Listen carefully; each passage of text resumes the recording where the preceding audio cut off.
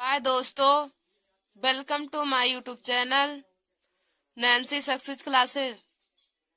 आज हम सभी लोग क्लास 10 और क्लास 12 के लिए विषय हिंदी में महत्वपूर्ण टॉपिक के बारे में पढ़ेंगे दोस्तों। तो दोस्तों, आज का हमारा टॉपिक है संधि। देखिए दोस्तों, क्लास 12 में संधि 3 नंबर के पूछे जाते हैं। हर बार ही 3 नंबर के पूछे जाते हैं और क्लास 10 में 2 नंबर में संधि आती है। तो आप सब लोग हमारे इस वीडियो को जरूर देख लें। यह बोर्ड एग्जाम की परीक्षा के लिए बहुत ही महत्वपूर्ण टॉपिक है संधि। तो आप सब लोग हमारे इस वीडियो को जरूर देख लें, जिससे आप सभी लोगों का 3 व 2 नंबर पक्के हो जाएं। तो आप सब लोग हमारे इस वीडियो को अपने दोस्तों में भी शेयर कर दीजिए। तो दोस्तों, हमारा क्वेश्चन है, निम्न प्रश्नों का संधि विच्छेद कीजिए। निम्न प्रश्नों का संधि विच्छेद कीजिए। देखिए दोस्तों, आप सभी लोगों को क्वेश्चन में सिर्फ संधि विच्छेद करने को आता है और हम क्लास 12 में संधि विच्छेद करने को आता है, लेकिन क्लास 10 में संधि भी पूछ लेती है। इसलिए हमने संधि विच्छेद भी किया है और उसको बताया भी है कि वह कौन सी संधि है। तो देखिए दोस्तों, हमारा क्वेश्चन पहला है यद्यपि का हम लोग संधि विच्छेद करेंगे। तो देखिए दोस्तों, यद्यपि का संधि विच्छेद हो जाएगा यदि प्लस अपि। यद्यपि का संधि विच्छेद हो जाएगा यदि प्लस अपि, और यह है यड़ संधि। देखिए दोस्तों, अधिकतर आधा वाले शब्द हमेशा ही यड़ संधि में होते हैं। जिसमें आधा शब्द लग जाए वह यड़ संधि का उदाहरण होता है। तो यद्यपि का संधि विच्छेद हो जाएगा यदि प्लस अपि, तो यह यड़ संधि का उदाहरण है। हमारा दूसरा है चंद्रोदय। तो देखिए दोस्तों, इसका संधि विच्छेद हो जाएगा चंद्र प्लस उदय। तो यह गुण संधि का उदाहरण है, क्योंकि यहाँ पे चंद्र में आ और यहाँ से उ, और आ और उ मिलकर ओ बन जाएगा। तो ए ओ अरल गुण संधि की परिभाषा में आता है, तो इसलिए यह गुण संधि हो जाएगा। और हमारा तीसरा है सूर्योदय। तो इसका संधि विच्छेद हो जाएगा सूर्य प्लस उदय, और यह गुण संधि का उदाहरण है। हमारा चौथा है कवीश्वरा। तो इसका संधि विच्छेद हो जाएगा कवि प्लस ईश्वरा। देखिए दोस्तों, यह दीर्घ संधि का उदाहरण है, क्योंकि यहाँ पे छोटी और बड़ी मिलकर बड़ी बनेगा। तो जहाँ पे बड़ा आकाश बड़े दीर्घ संधि का उदाहरण है। ये वही शब्द बार बार वही शब्द आए तो वहां पर दीर्घ संधि हो जाता है, तो वहां पे बड़ा हो जाता है। तो यह कवीश्वरा दीर्घ संधि का उदाहरण है। तो इसका संधि विच्छेद हो जाएगा कवि प्लस ईश्वरा। यह दीर्घ संधि का उदाहरण है। हमारा पांचवा है उपेंद्रा। तो इसका संधि विच्छेद हो जाएगा उप प्लस इंद्रा। यह गुण संधि का उदाहरण है। उपेंद्रा का संधि विच्छेद हो जाएगा उप प्लस इंद्रा। यह गुण संधि का उदाहरण है। हमारा छठवां है सुरेंद्रा। तो इसका संधि विच्छेद हो जाएगा सुर प्लस इंद्रा। यह है गुण संधि का उदाहरण। सुर प्लस इंद्रा, यह है गुण संधि का उदाहरण। हमारा सातवां है रविंद्रा। तो यह देखिए दोस्तों, रविंद्रा का संधि विच्छेद हो जाएगा रवि प्लस इंद्रा। यह दीर्घ संधि का उदाहरण है। रवि प्लस इंद्रा, यह दीर्घ संधि का उदाहरण है। हमारा आठवां है नयनम। तो इसका संधि विच्छेद हो जाएगा ने प्लस अनम। इसका संधि विच्छेद हो जाएगा ने प्लस अनम। यह हमारा अयादि संधि का उदाहरण है। नयनम ने प्लस अनम अयादि संधि का उदाहरण है। हमारा नौवां है विद्यालय। तो देखिए दोस्तों, विद्यालय का संधि विच्छेद हो जाएगा विद्या प्लस आलया। तो यह दीर्घ संधि का उदाहरण है। विद्या प्लस आलया दीर्घ संधि। हमारा 10वां है मधवरी। तो देखिए दोस्तों, इसका संधि विच्छेद हो जाएगा मधु प्लस अरी। तो यह देखिए दोस्तों, यड़ संधि का उदाहरण है। मधु प्लस अरी यड़ संधि का उदाहरण है। हमारा 11वां है पौनम। तो पौनम का संधि विच्छेद हो जाएगा पोधन अनम। यह अयादि संधि का उदाहरण है। पोधन अनम अयादि संधि का उदाहरण है। हमारा 12वां है नायिका। तो नायिका का संधि विच्छेद हो जाएगा न प्लस इका। नायिका इसका संधि विच्छेद हो जाएगा नय प्लस इका। यह दोस्तों आयादी संधि का उदाहरण है। पौनम और नायिका यह बोर्ड एग्जाम की परीक्षा में हर बार ही पूछे जाते हैं, तो आप सब लोग इस जो क्वेश्चन को बहुत अच्छे तरीके से जान लीजिए। पौनम का संधि विच्छेद पो धन अनम, यह आयादी संधि का उदाहरण है। और नायिका नय प्लस इका, यह भी आयादी संधि का उदाहरण है। हमारा 13वां है भानुदया। भानुदया तो इसका संधि विच्छेद हो जाएगा भानु प्लस उदया। भानुदया तो इसका संधि विच्छेद हो जाएगा भानु प्लस उदया। तो यह दीर्घ संधि का उदाहरण है। हमारा 14वां है तथेव। तथेव तो इसका संधि विच्छेद हो जाएगा तथा प्लस एव, यह है वृद्धि संधि का उदाहरण।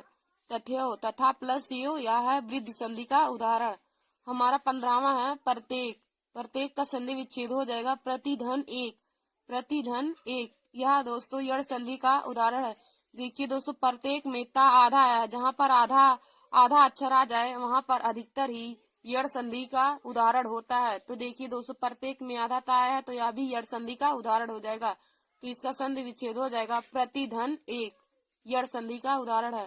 फिर 16वां है गायिका। गायिका तो इसका संधि विच्छेद हो जाएगा गय प्लस अका। गायिका इसका संधि विच्छेद है गय प्लस अका, यह है आयादी संधि का उदाहरण। फिर हमारा 17वां है साक्षरा। तो इसका संधि विच्छेद हो जाएगा सा प्लस अक्षरा। साक्षरा तो साक्षरा का संधि विच्छेद हो जाएगा सा प्लस अक्षरा, यह दीर्घ संधि का उदाहरण है। साक्षरा सा प्लस अक्षरा दीर्घ संधि का उदाहरण है। दोस्तों अब हम सब लोग आगे की क्वेश्चन को देखेंगे। हमारा अगला क्वेश्चन 18वां है तवलकारा। तवलकारा देखिए दोस्तों इसका हम लोग संधि विच्छेद करेंगे तो हो जाएगा तव प्लस लिरी कारा। तव प्लस लिरी कारा, यह यड़ संधि का उदाहरण है। देखिए दोस्तों तवलकारा में आधा ला आया है, तो यह भी यड़ संधि का उदाहरण हो जाएगा। तो तवलकारा इसका संधि विच्छेद हो जाएगा तव प्लस लिरी कारा। तव प्लस लिरी कारा, तो यह यड़ संधि का उदाहरण है। हमारा 19वां है विद्या अध्ययनम। विद्या अध्ययनम। विद्या अध्ययनम तो दोस्तों इसका संधि विच्छेद हो जाएगा विद्या प्लस अध्ययनम, यह हमारा दीर्घ संधि का उदाहरण है। देखिए दोस्तों दीर्घ संधि पहचानने का बहुत आसान ट्रिक होता है। यहाँ पे देखिए बड़ा का मात्रा लगा है, तो यह हमारा 99% यह दीर्घ संधि का ही उदाहरण होगा। विद्या प्लस अध्ययनम बराबर दीर्घ संधि का उदाहरण है। फिर हमारा 20वां है गंगोरमी। गंगोरमी। गंगोरमी तो हम इसका संधि विच्छेद देखेंगे गंगोरमी का, तो गंगोरमी का संधि विच्छेद हो जाएगा गंगा प्लस उर्मी। गंगा प्लस उर्मी तो यह यड़ संधि का, यह गुण संधि का उदाहरण है। गंगोरमी गंगा प्लस उर्मी, यह हमारा गुण संधि का उदाहरण है। हमारा 21वां है नायका। 21वां है नायका तो इसका संधि विच्छेद हो जाएगा नय प्लस अका।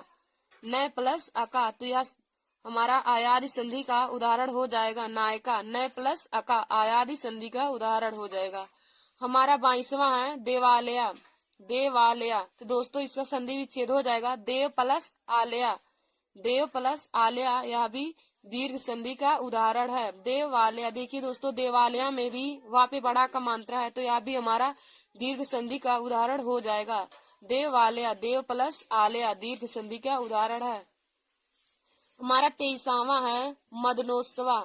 मदनोत्सवा तो इसका संधि विच्छेद हो जाएगा मदन प्लस उत्सवा। मदन प्लस उत्सवा तो यह हमारा गुण संधि का उदाहरण है। मदनोत्सवा मदन प्लस उत्सवा गुण संधि का उदाहरण है। हमारा 24वां है पावका। तो इसका संधि विच्छेद हो जाएगा पव प्लस अका।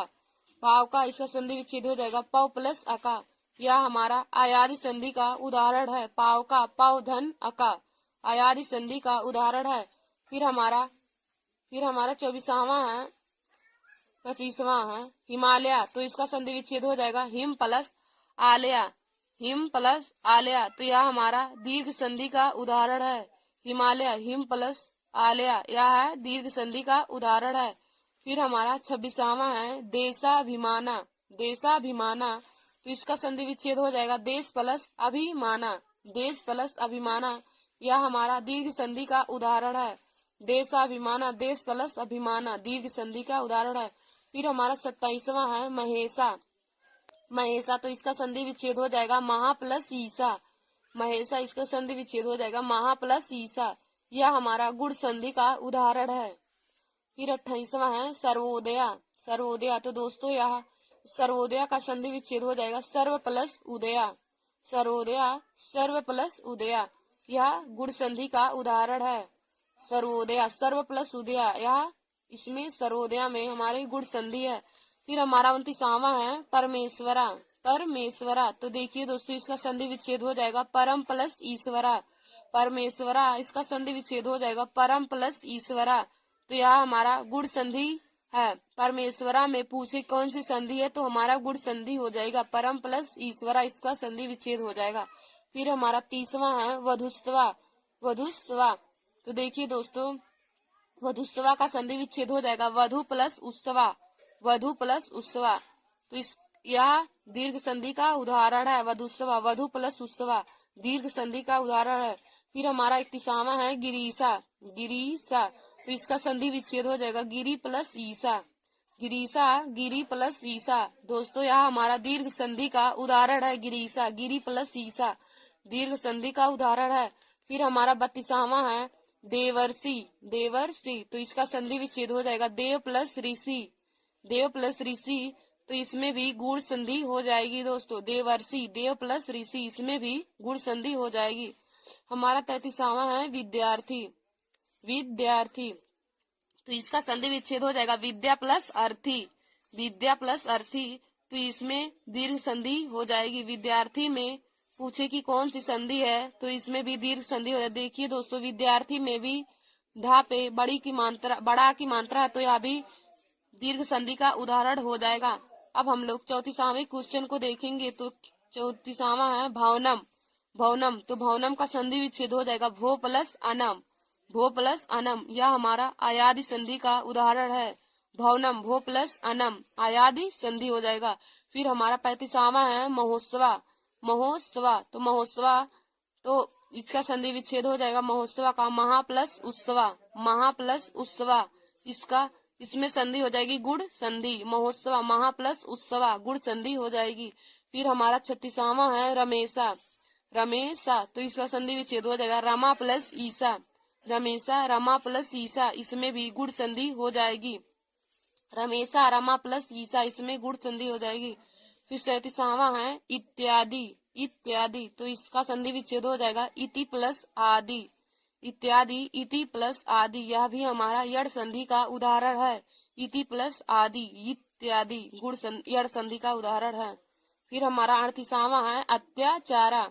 अत्याचारा, तो हमारा इसका हो जाएगा अति प्लस आचारा। अत्याचारा, तो इसका संधि विच्छेद हो जाएगा अति प्लस आचारा, यह यड़ संधि का उदाहरण है। अति प्लस आचारा यड़ संधि का उदाहरण है। फिर हमारा 39वां है मात्राज्ञा। मात्राज्ञा मातृ प्लस आज्ञा। मात्राज्ञा का संधि विच्छेद हो जाएगा मातृ प्लस आज्ञा, यह हमारा यड़ संधि का उदाहरण है। मात्राज्ञा मातृ प्लस आज्ञा यड़ संधि का उदाहरण है। फिर हमारा आज का लास्ट और वेरी वेरी इम्पोर्टेंट है, यह देखिए दोस्तों स्वागतम। स्वागतम का संधि विच्छेद हर कंपटीशन की परीक्षाओं में तथा बोर्ड एग्जाम की परीक्षा में भी हर बार पूछा जाता है, इसलिए आप लोग स्वागतम के संधि विच्छेद को बहुत अच्छे तरीके से जान लीजिए। तो देखिए दोस्तों स्वागतम का संधि विच्छेद हो जाएगा सु प्लस आगतम। स्वागतम का संधि विच्छेद हो जाएगा सु प्लस आगतम। स्वागतम में है यड़ संधि, सु प्लस आगतम इसमें हो जाएगा यड़ संधि। धन्यवाद दोस्तों। ऐसे ही हमारे वीडियो को देखने के लिए आप सभी लोग हमारे YouTube channel Nancy success classes को सब्सक्राइब कर लीजिए और लाइक और शेयर करना ना भूलिए। धन्यवाद दोस्तों। नमस्कार दोस्तों, welcome to my YouTube channel. आज मैं क्लास 10th और क्लास 12 की सब्जेक्ट हिंदी में एक महत्वपूर्ण टॉपिक लेकर आई हूँ। तो देखिए दोस्तों आज का हमारा टॉपिक है रस। तो देखिए दोस्तों रस से संबंधित क्वेश्चन बोर्ड एग्जाम की परीक्षा में 4 नंबर के पूछे जाते हैं, जिसमें हमें जो रस पूछा रहता है उसका उदाहरण और उसका परिभाषा लिखना होता है। तो देखिए दोस्तों आज मैं आप सभी लोगों को हास्य रस, करुण रस और वीर रस के बारे में बताऊंगी। तो आप लोग हमारे उस वीडियो को जरूर देख लीजिए और अपने दोस्तों में भी शेयर कर लीजिए। देखिए दोस्तों हमारा वीडियो क्लास 10th और क्लास 12 के स्टूडेंट के साथ साथ हर कंपटीशन की परीक्षा के लिए भी महत्वपूर्ण है, जिनमें हिंदी पूछे जाते हैं। क्योंकि आज हम आप लोगों को इसमें परिभाषा, उदाहरण भी बताएंगे और उनके अस्थायी भाव को भी बताएंगे। तो देखिए दोस्तों, कंपटीशन की परीक्षाओं में अस्थायी भाव भी पूछा जाता है। और देखिए दोस्तों, यहाँ हमारा वीडियो विशेष तौर पर क्लास 10 और क्लास 12 के स्टूडेंट के लिए है, तो वे लोग हमारे इस वीडियो को देखना ना भूलें और अपने दोस्तों में भी शेयर कर लें। तो देखिए दोस्तों, हम आप लोग को पहला बताएंगे हास्य रस। तो आप लोग हेडिंग डाल लीजिए हास्य रस। देखिए दोस्तों, हम बताएंगे कि बोर्ड एग्जाम की परीक्षा में आप लोग परिभाषा कैसे लिखेंगे, उदाहरण कैसे लिखेंगे। तो आप लोग पहले हेडिंग डाल लीजिए हास्य रस। तो इसमें लिखिएगा, जब किसी काव्य को पढ़ने व लिखने से, जब किसी काव्य को पढ़ने व लिखने से हास्य नामक विभाव, अनुभाव, संचारी भाव व अस्थायी भाव से युक्त हास्य रस की उत्पत्ति होती है। देखिए दोस्तों, हास्य रस का डिफिनीशन क्या हो जाएगा। हास्य रस की परिभाषा कि जब किसी काव्य को पढ़ने लिखने व सुनने से, जब किसी काव्य को पढ़ने लिखने या सुनने से हास्य नामक विभाव, अनुभाव व संचारी भाव व अस्थायी भाव से युक्त हास्य रस की उत्पत्ति होती है। देखिए दोस्तों, जब किसी काव्य को पढ़ने, लिखने, सुनने आदि से जो आनंद उत्पन्न होता है तो उसे हम रस कहते हैं। यदि पूछे कि रस की परिभाषा क्या होती है, तो रस की परिभाषा यह होती है कि जब किसी काव्य को पढ़ने, लिखने या सुनने से जो हमारे मन में उत्साह उत्पन्न होता है तो उसी की घटना को हम रस कहते हैं। और देखिए दोस्तों, हमने यहाँ पे आप लोग को बताया कि हम आज आप लोगों को हास्य रस, करुण रस और वीर रस का परिभाषा और उसका उदाहरण बताएंगे। तो हमने यहाँ पे पहला लिया है हास्य रस।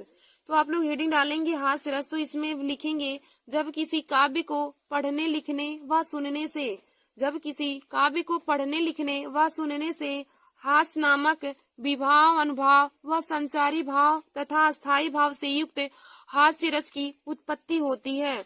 और दोस्तों, आगे हम देखेंगे कि हास्य रस का अस्थायी भाव क्या होता है। तो दोस्तों, हास्य रस का अस्थायी भाव हास होता है। हास्य रस का अस्थायी भाव हास होता है। फिर दोस्तों, आप लोग उदाहरण डालकर उसमें लिखेंगे काले पेन से। देखिए दोस्तों, जो हेडिंग रहेगा आप लोग बोर्ड एग्जाम की परीक्षा में उसको काले स्केच से डालेंगे और हम उदाहरण फिर लिखेंगे काले पेन से, या आप लोग नीले पेन से भी लिख सकते हैं कि बुरे समय को देखकर गंजी तू क्यों रोए, किसी भी हालत में तेरा बाल न बाका होए। आप लोग इसका उदाहरण लिखेंगे कि बुरे समय को देखकर गंजी तू क्यों रोए, किसी भी हालत में तेरा बाल न बाका होए। तो दोस्तों, यहाँ हास्य रस का उदाहरण हो जाएगा। तो आप लोगों को बोर्ड एग्जाम की परीक्षा में उदाहरण के साथ साथ परिभाषा के साथ साथ उदाहरण भी पूछा जाता है। तो दोस्तों, आप परिभाषा और उदाहरण दोनों अपने कॉपी में नोट कर लीजिए। फिर हम आगे देखेंगे, हमारा दूसरा है करुण रस। तो देखिए दोस्तों, करुण रस किसे कहेंगे। तो इसमें आप लोग लिखिए, जब किसी काव्य को पढ़ने, लिखने व सुनने से, जब किसी काव्य को पढ़ने, लिखने व सुनने से शोक नामक विभाव, अनुभाव, संचारी भाव तथा अस्थायी भाव से युक्त करुण रस की उत्पत्ति होती है। जब किसी काव्य को पढ़ने, लिखने व सुनने से शोक नामक विभाव, अनुभाव व संचारी भाव से युक्त करुण रस की उत्पत्ति होती है तो हम इस प्रकार के रस को करुण रस कहते हैं। देखिए दोस्तों, हम कह सकते हैं कि जब किसी काव्य को पढ़ने, लिखने या सुनने से शोक नामक विभाव, अनुभाव, अस्थायी भाव व संचारी भाव उत्पन्न होता है तो हम इस प्रकार के रस को करुण रस कहते हैं। फिर हम आगे देखेंगे करुण रस का अस्थायी भाव क्या होता है। तो देखिए दोस्तों, करुण रस का अस्थायी भाव होता है शोक। करुण रस का अस्थायी भाव शोक होता है।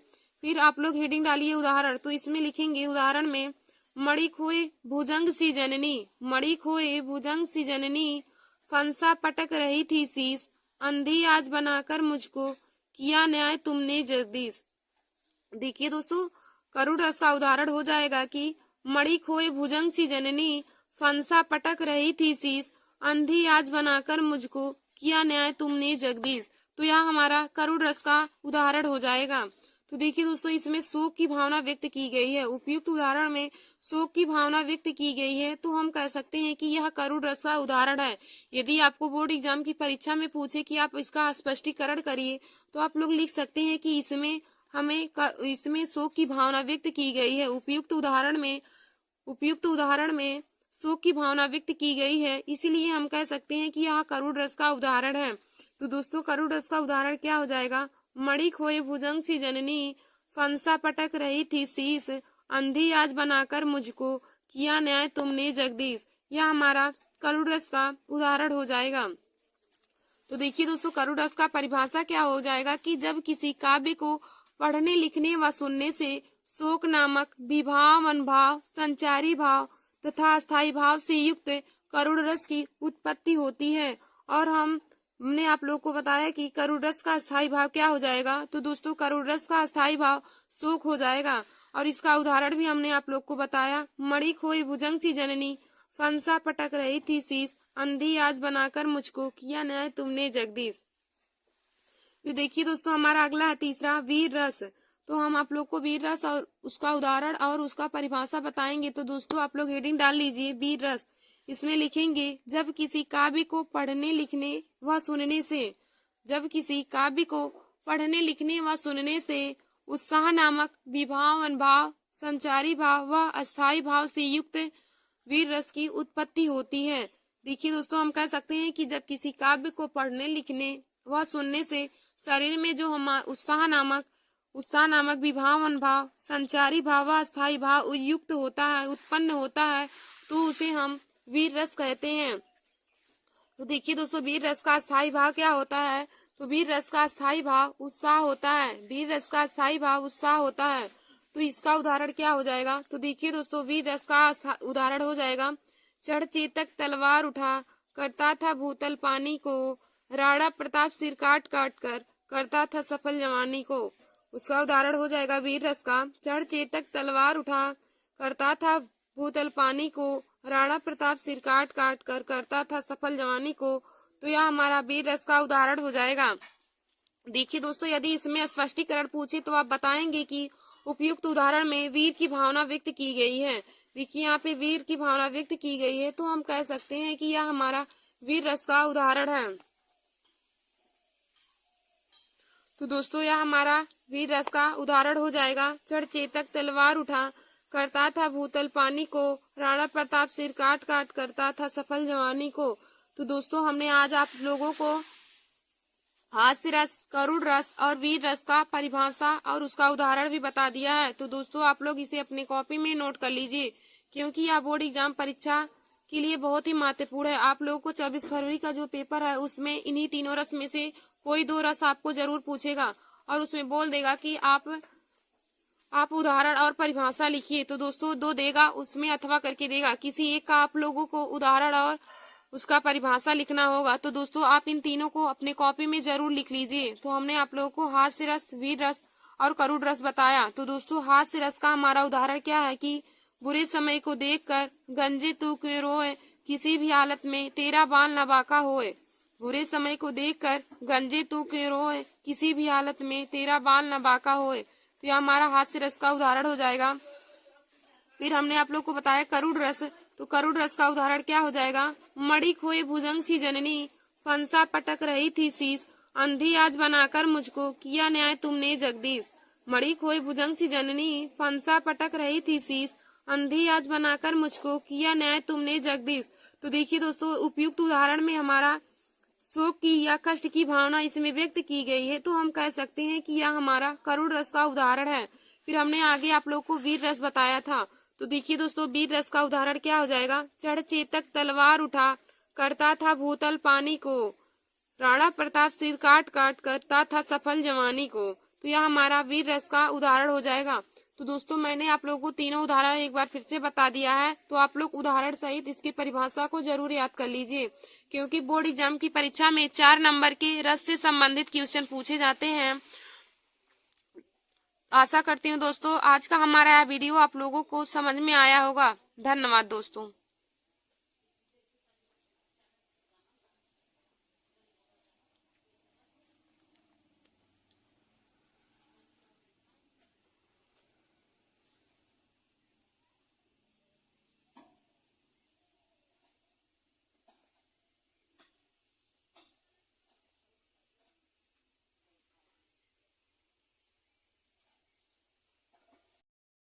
नमस्कार दोस्तों, welcome to my YouTube channel. आज मैं क्लास 10th के सब्जेक्ट हिंदी में मोस्ट इम्पोर्टेंट टॉपिक लेकर आए हूँ। तो देखिए दोस्तों, आज का हमारा टॉपिक है कि गद्य खंड में उल्लेखित रचनाएं और उनके लेखक। देखिए दोस्तों, गद्य खंड से संबंधित रचनाएं और उनके लेखक के बारे में बोर्ड एग्जाम की परीक्षा में 20 नंबर के क्वेश्चन आते हैं। बहुविकल्पी जो क्वेश्चन होते हैं 20 नंबर के आते हैं और इनसे संबंधित 5-6 नंबर के क्वेश्चन आपको जरूर पूछे जाएंगे। तो देखिए दोस्तों, आप लोग हमारे इस वीडियो को जरूर देख लीजिए। देखिए दोस्तों, यह वीडियो हमारा क्लास 10 के लिए नहीं बल्कि हर कंपटीशन की परीक्षाओं के लिए भी बहुत ही महत्वपूर्ण है और क्लास 12 के विद्यार्थियों के लिए भी बहुत महत्वपूर्ण है, क्योंकि क्लास 12 में भी हिंदी में रचनाएं और उनके लेखक के बारे में पूछा जाता है।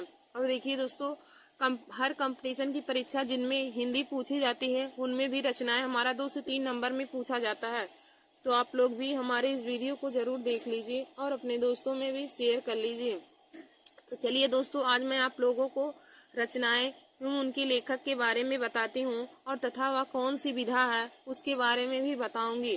तो दोस्तों, आप लोग पहले 3 हेडिंग डाल लीजिएगा। पहला रचनाएं, 3 कॉलम बनाकर 3 हेडिंग डाल लेंगे। पहले कॉलम में रचनाएं रहेगा, दूसरे कॉलम में विधा और तीसरे कॉलम में लेखक। पहला कॉलम रचना रहेगा, दूसरा विधा, तीसरा लेखक। तो अब रचनाएं में हम पहले लिखेंगे। तो देखिए दोस्तों, हमारी पहली रचना है अथाह सागर। मतलब अथाह सागर किस विधा की रचना है और इसके लेखक कौन है उनके बारे में आप लोगों को मैं बताऊंगी। तो देखिए दोस्तों, अथाह सागर यह विज्ञान विधा की रचना है। अथाह सागर विज्ञान विधा की रचना है और अथाह सागर के लेखक जयप्रकाश भारती हैं। अथाह सागर के लेखक जयप्रकाश भारती और अथाह सागर विज्ञान विधा की रचना है। तो देखिए दोस्तों, जैसे आप लोग देख सकते हैं कि नीचे देखिए कितनी बार पूछा गया। 2011 में, 2013, 2017 और 2014 में 3-4 बार पूछा जा चुका है यह रचना। तो यह रचना बहुत ही महत्वपूर्ण है। तो पूछे कि अथाह सागर कौन सी विधा है या फिर पूछे कि इसके लेखक कौन है, तो आप लोग बताएंगे अथाह सागर विज्ञान विधा की रचना है और इसके लेखक जयप्रकाश भारती हैं। फिर हमारा अगला है अनंत आकाश। तो देखिए दोस्तों, अनंत आकाश यह भी विज्ञान विधा की रचना है और अनंत आकाश के लेखक जयप्रकाश भारती जी हैं। अनंत आकाश के लेखक जयप्रकाश भारती हैं और अनंत आकाश भी विज्ञान विधा की रचना है। देखिए दोस्तों, अनंत आकाश विज्ञान विधा की रचना है और इसके लेखक जयप्रकाश भारती जी हैं। अनंत आकाश के लेखक जयप्रकाश भारती जी हैं और यह विज्ञान विधा की रचना है। तो अथाह सागर एवं अनंत आकाश दोनों विज्ञान विधा की रचना है और दोनों के लेखक ही जयप्रकाश भारती जी हैं। और देखिए दोस्तों, यह भी बहुत बार ही पूछा गया है अनंत आकाश। तो अथाह सागर एवं अनंत आकाश दोनों विज्ञान विधा की रचना है और दोनों के लेखक जयप्रकाश भारती जी हैं। फिर हमारा अगला क्वेश्चन है अंधा युग। अंधा युग के लेखक कौन है और इसकी कौन सी विधा है। तो देखिए दोस्तों, अंधा युग काव्य नाटक की विधा है और इसके लेखक धर्मवीर भारती जी हैं। अंधा युग काव्य नाटक की विधा है और इसके लेखक धर्मवीर भारती जी हैं। फिर हमारा अगला है अजात शत्रु। तो अजात शत्रु देखिए दोस्तों कौन सी विधा है। तो अजात शत्रु नाटक विधा की रचना है और इसके लेखक जयशंकर प्रसाद जी हैं। अजात शत्रु के लेखक जयशंकर प्रसाद जी हैं और अजात शत्रु नाटक विधा की रचना है। और देखिए दोस्तों, अजात शत्रु पे आप लोग इम्पोर्टेंट लगा लीजिए क्योंकि यह हर बार ही पूछा गया। देखिए सन 2008 में, 2012 में, 2015 में और 2016 में कई बार पूछा जा चुका है कि अजात शत्रु कौन सी विधा की रचना है या फिर इसके इसके लेखक के बारे में पूछा जा सकता है। तो अजात शत्रु नाटक विधा की रचना है और इसके लेखक जयशंकर प्रसाद जी हैं। अजात शत्रु के लेखक जयशंकर प्रसाद जी हैं और यह नाटक विधा की रचना है। फिर हमारा देखिए दोस्तों अगला दिया है अतीत के चलचित्र के लेखक कौन है। अतीत के चलचित्र, तो देखिए दोस्तों अतीत के चलचित्र रेखाचित्र विधा की रचना है और इसके लेखक महादेवी वर्मा जी हैं। अतीत के चलचित्र की लेखिका या फिर हम कह सकते हैं कवित्री महादेवी वर्मा जी हैं और अतीत के चलचित्र रेखाचित्र विधा की रचना है। अतीत के चलचित्र रेखाचित्र विधा की रचना है और इसकी लेखिका महादेवी वर्मा जी हैं। तो देखिए दोस्तों, अतीत के चलचित्र रेखाचित्र विधा की रचना है और इसके लेखक महादेवी वर्मा जी हैं। इसकी कवित्री महादेवी वर्मा जी हैं। फिर हमारा अगला है अनाम दास का पोथा। अनाम दास का पोथा, तो देखिए दोस्तों अनाम दास का पोथा उपन्यास विधा की रचना है और इसके लेखक हजारी प्रसाद द्विवेदी जी हैं। अनाम दास का पोथा उपन्यास विधा की रचना है और इसके लेखक हजारी प्रसाद द्विवेदी जी हैं। तो दोस्तों आप लोग अनाम दास के पोथा पे इम्पोर्टेंट लगा लीजिए क्योंकि यह हर बार ही बोर्ड एग्जाम की परीक्षा में पूछा जाता है।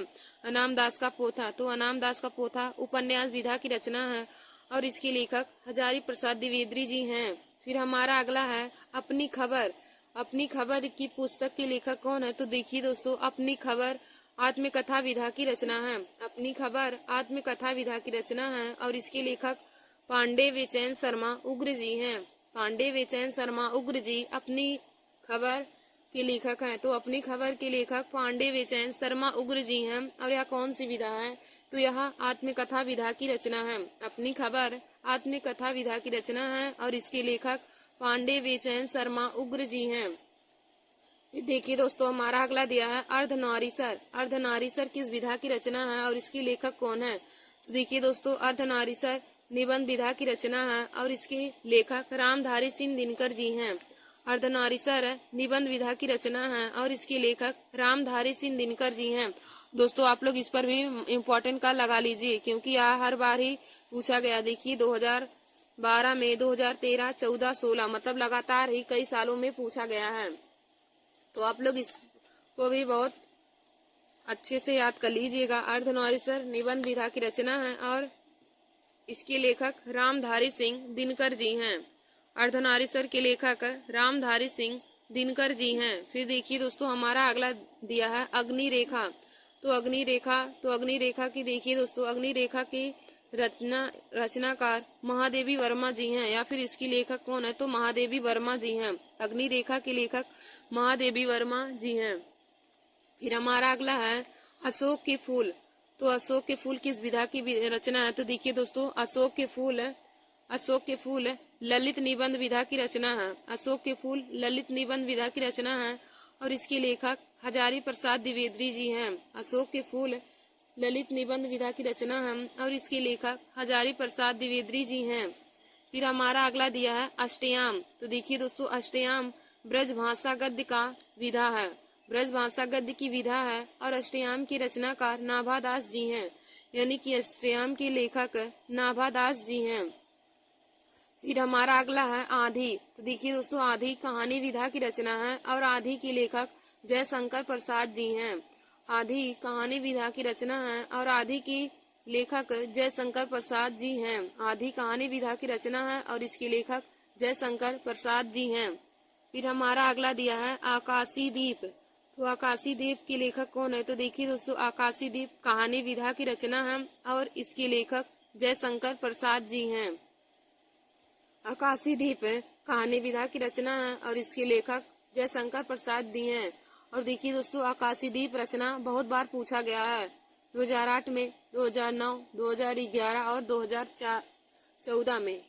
तो आप लोग आकाशी दीप को भी इम्पोर्टेंट लगा लीजिएगा। फिर देखिए दोस्तों, हमारा आगे दिया है आचरण की सभ्यता। आचरण की सभ्यता के लेखक कौन है? तो देखिए दोस्तों, पहले आचरण की सभ्यता निबंध विधा की रचना है और आचरण की सभ्यता के लेखक सरदार पूर्ण सिंह हैं। आचरण की सभ्यता के लेखक सरदार पूर्ण सिंह हैं और यह निबंध विधा की रचना है। आचरण की सभ्यता निबंध विधा की रचना है और इसके लेखक सरदार पूर्ण सिंह हैं। फिर देखिए दोस्तों, हमारा अगला दिया है आचार्य द्विवेदी जी। आचार्य द्विवेदी जी रचना की लेखक हरिभाऊ उपाध्याय जी हैं। आचार्य द्विवेदी जी के लेखक हरिभाऊ उपाध्याय जी हैं और यह संस्मरण विधा की रचना है।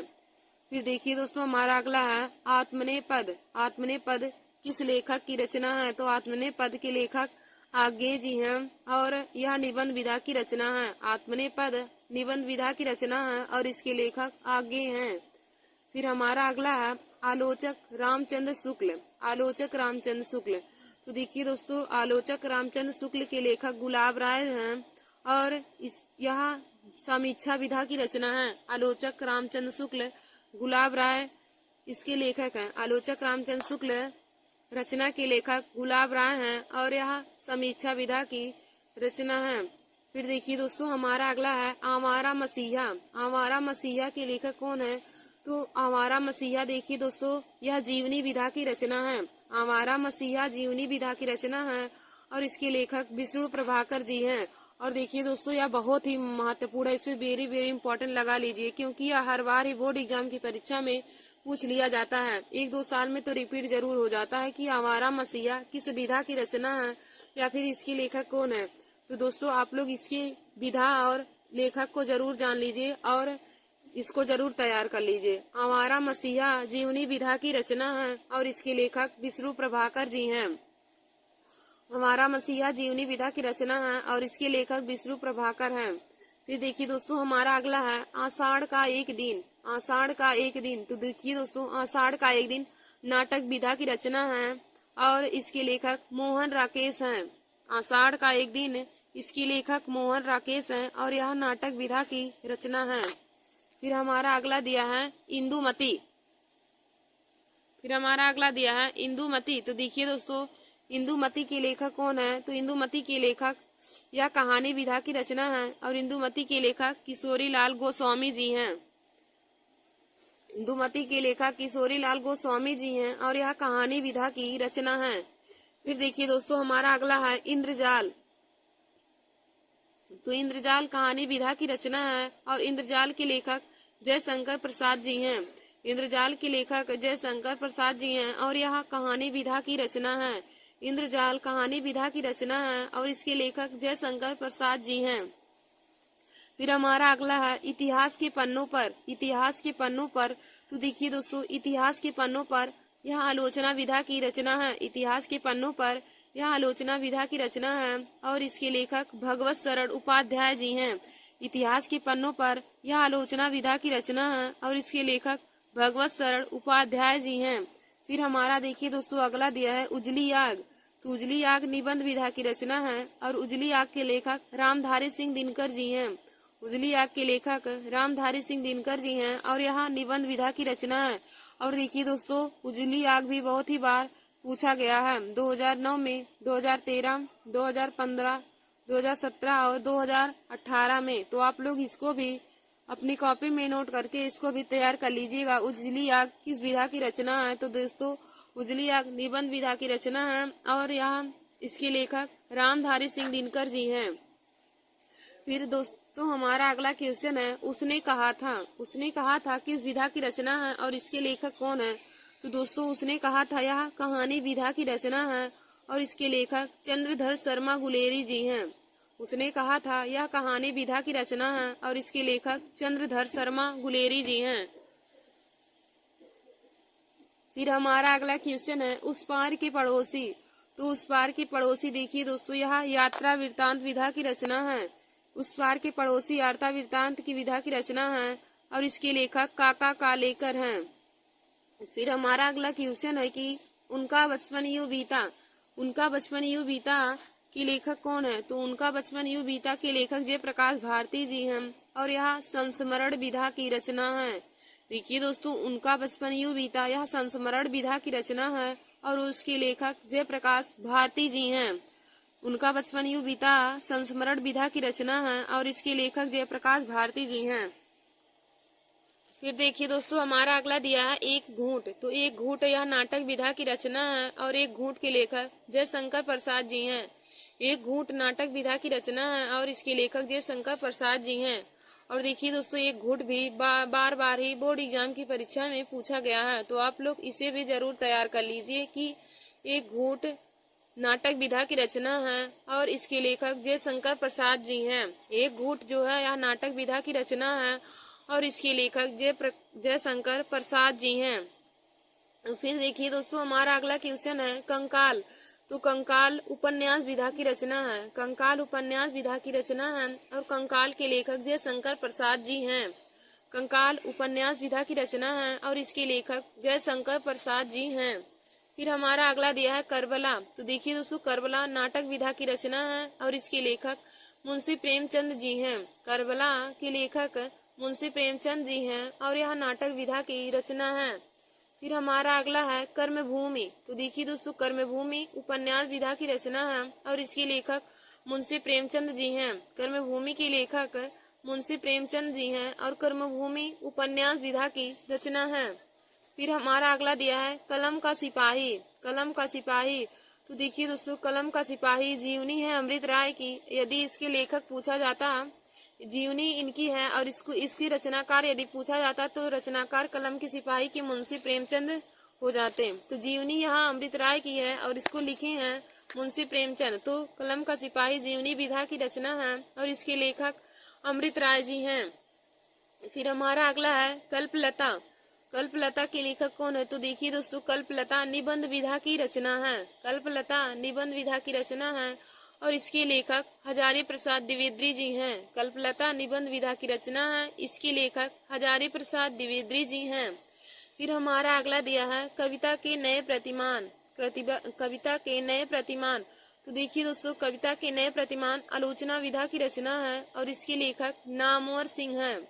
कविता के नए प्रतिमान आलोचना विधा की रचना है, इसके लेखक नामवर सिंह हैं। फिर हमारा अगला है कहानी अनकहानी। कहानी अनकहानी की किस विधा की रचना है और इसके लेखक कौन है? तो देखिए दोस्तों, कहानी अनकहानी निबंध विधा की रचना है और इसके रचनाकार धर्मवीर भारती जी हैं। कहानी अनकहानी निबंध विधा की रचना है और इसके लेखक धर्मवीर भारती जी हैं। फिर हमारा अगला है कामायनी। तो देखिए दोस्तों, कामायनी एक महाकाव्य है। कामायनी एक महाकाव्य है जिसके रचनाकार या जिसके लेखक जयशंकर प्रसाद जी हैं। कामायनी के लेखक जयशंकर प्रसाद जी हैं और कामायनी एक महाकाव्य विधा की रचना है। फिर हमारा अगला क्वेश्चन है कि कुछ बिखरे पन्ने। कुछ बिखरे पन्ने। तो देखिए दोस्तों, कुछ बिखरे पन्ने निबंध विधा की रचना है और कुछ बिखरे पन्ने के लेखक पदुमलाल पुन्नालाल बख्शी जी हैं। कुछ बिखरे पन्ने के लेखक पदुमलाल पुन्नालाल बख्शी जी हैं और यह निबंध विधा की रचना है। फिर हमारा अगला है कुटज। तो कुटज देखिए दोस्तों, ललित निबंध विधा की रचना है। कुटज ललित निबंध विधा की रचना है और इसके लेखक हजारी प्रसाद द्विवेदी जी हैं। कुटज के लेखक हजारी प्रसाद द्विवेदी जी हैं और यह ललित निबंध विधा की रचना है। फिर हमारा अगला है कुल्ली भाट। तो कुल्ली भाट व्यंग विधा की रचना है और इसके लेखक सूर्यकांत त्रिपाठी निराला जी हैं। कुल्ली भाट यह व्यंग विधा की रचना है और इसके लेखक सूर्यकांत त्रिपाठी निराला जी हैं। फिर देखिए दोस्तों, हमारा अगला है कि क्या भूलूं क्या याद करूं। क्या भूलूं क्या याद करूं। तो देखिए दोस्तों, क्या भूलूं क्या याद करूं आत्मकथा विधा की रचना है और इसके लेखक हरिवंश राय बच्चन जी हैं। क्या भूलूं क्या याद करूं आत्मकथा विधा की रचना है और इसकी रचनाकार या इसके लेखक हरिवंश राय बच्चन जी हैं। और देखिए दोस्तों, यह भी बार बार ही बोर्ड एग्जाम की परीक्षा में पूछा गया है, क्या भूलूं क्या याद करूं। तो देखिए दोस्तों, क्या भूलूं क्या याद करूं आत्मकथा विधा की रचना है और इसके लेखक हरिवंश राय बच्चन जी हैं। फिर देखिए दोस्तों, हमारा अगला क्वेश्चन है क्या भूलूं। तो देखिए दोस्तों, क्या भूलूं निबंध विधा की रचना है और क्या भूलूं के लेखक हैं पदुमलाल पुन्नालाल बख्शी जी। पदुमलाल पुन्नालाल बख्शी क्या भूलूं के लेखक हैं और यह निबंध विधा की रचना है। फिर हमारा अगला है खून की छींटे। तो खून की छींटे लेख संग्रह विधा की रचना है। खून की छींटे लेख संग्रह विधा की रचना है और खून की छींटे के लेखक भगवत शरण उपाध्याय जी हैं। खून की छींटे के लेखक भगवत शरण उपाध्याय जी हैं और यह लेख संग्रह विधा की रचना है। तो देखिए दोस्तों, यह भी बहुत बार ही बोर्ड एग्जाम की परीक्षा में पूछा गया है। 2008 में, 2009, 2011, 2013, 2014, 2016 और 2017 में, यानी कि बार बार ही यह रचना पूछी गई है। खून की छींटे के लेखक कौन है? तो दोस्तों, खून की छींटे के लेखक भगवत शरण उपाध्याय जी हैं और यह लेख संग्रह विधा की रचना है।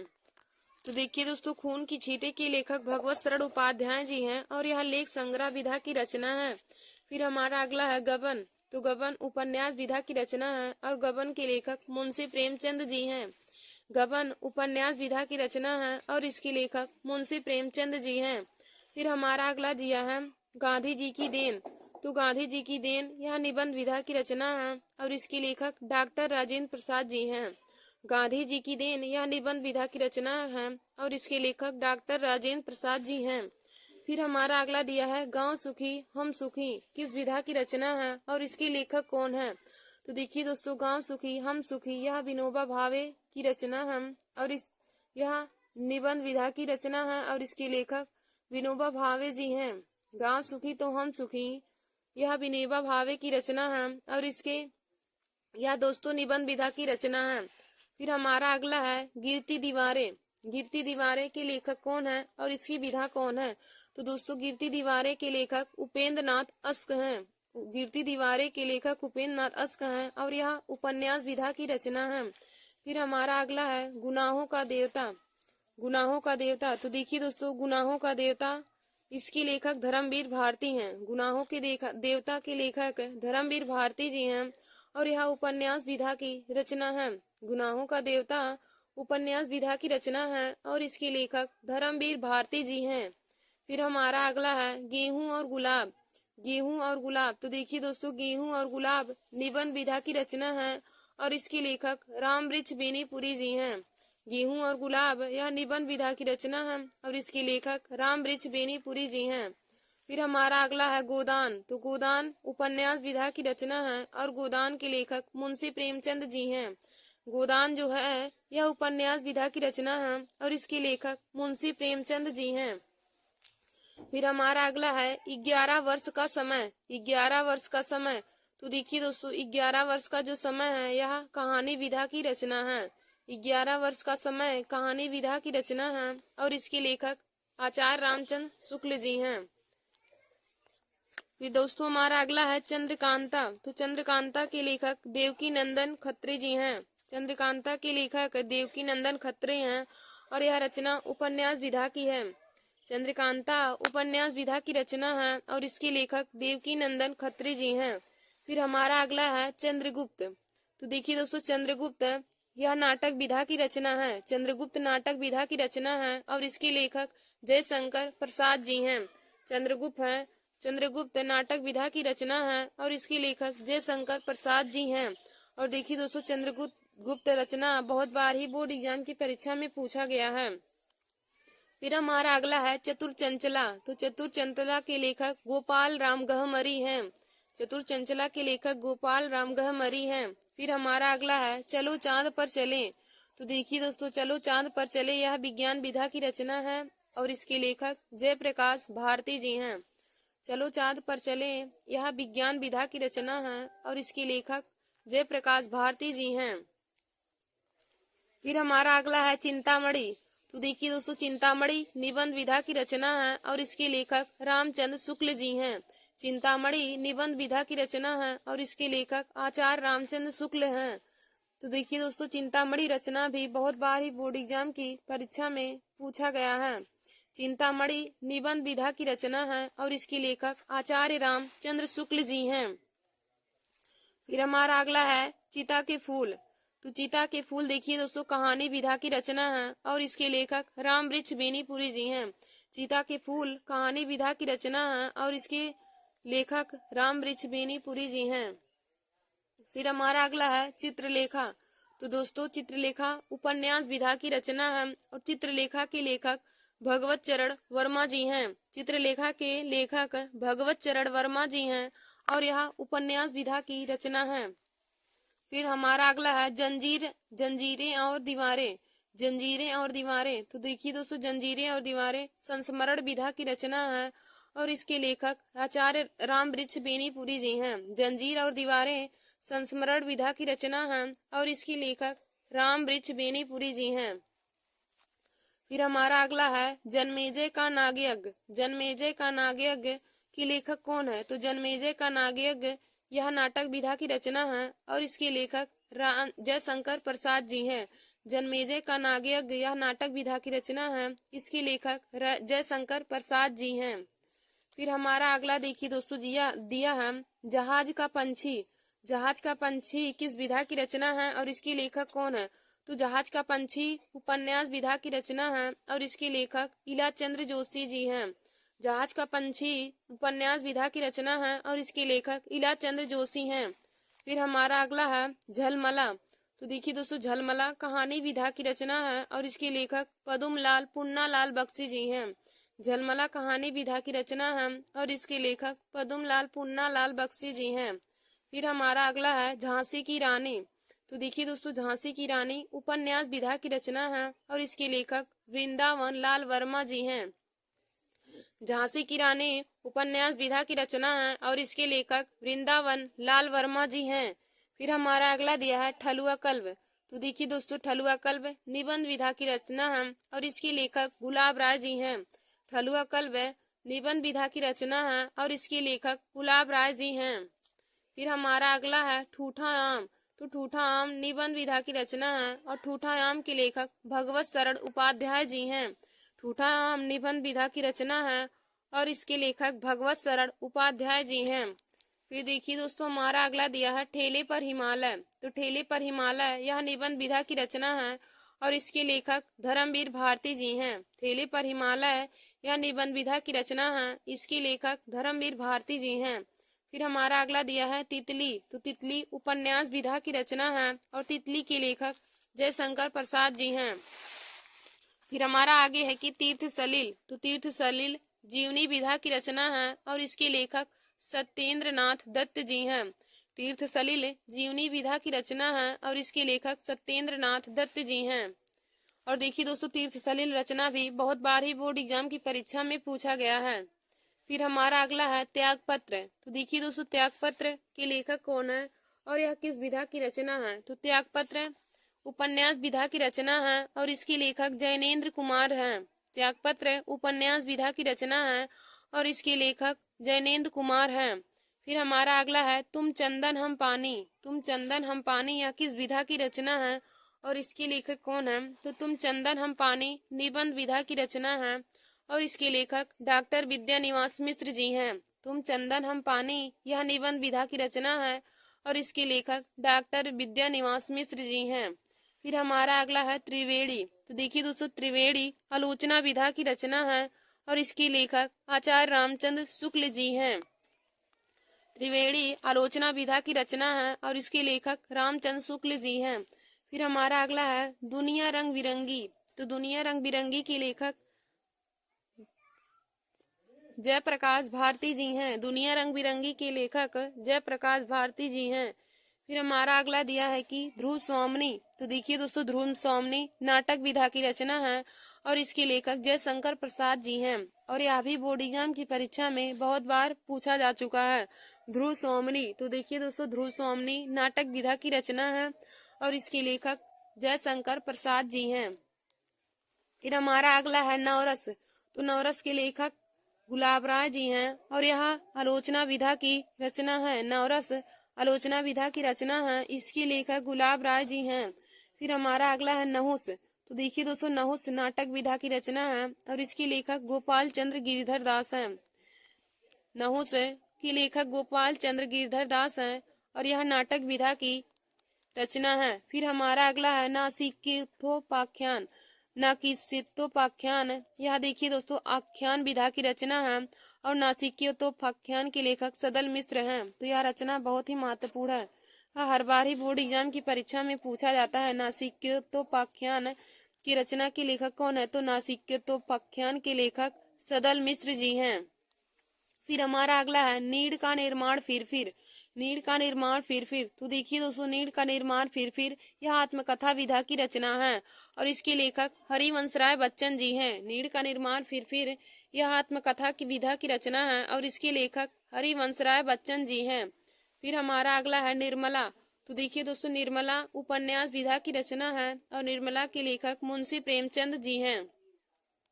फिर हमारा अगला है नदी प्यासी थी। तो देखिए दोस्तों, नदी प्यासी थी यह नाटक विधा की रचना है, इसके लेखक डॉक्टर धर्मवीर भारती जी हैं। नदी प्यासी थी यह नाटक विधा की रचना है और इसके लेखक डॉक्टर धर्मवीर भारती जी हैं। फिर हमारा अगला है पंचांग दर्शन। तो पंचांग दर्शन के लेखक कौन है। तो देखिए दोस्तों, पंचांग दर्शन ज्योतिष विधा की रचना है और इसके लेखक मथुरानाथ शुक्ल जी हैं। फिर हमारा अगला है पतितों के देश में। तो देखिए दोस्तों, पतितों के देश में यह उपन्यास विधा की रचना है और इसके लेखक राम वृक्ष बेनीपुरी जी हैं। पतितों के देश में उपन्यास विधा की रचना है और इसके लेखक राम वृक्ष बेनीपुरी जी हैं। फिर हमारा अगला है कि पथ के साथी। तो पथ के साथी रेखा चित्र विधा की रचना है और इसकी लेखिका महादेवी वर्मा जी हैं।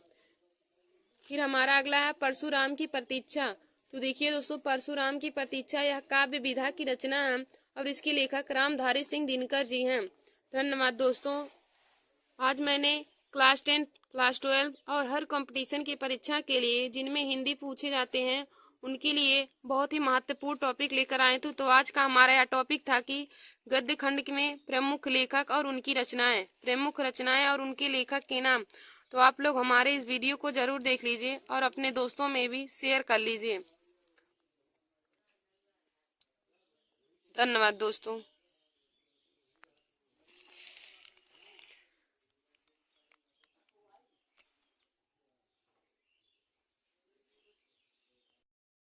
नमस्कार दोस्तों, आप सभी लोगों का हमारे YouTube channel Nancy success classes में स्वागत है।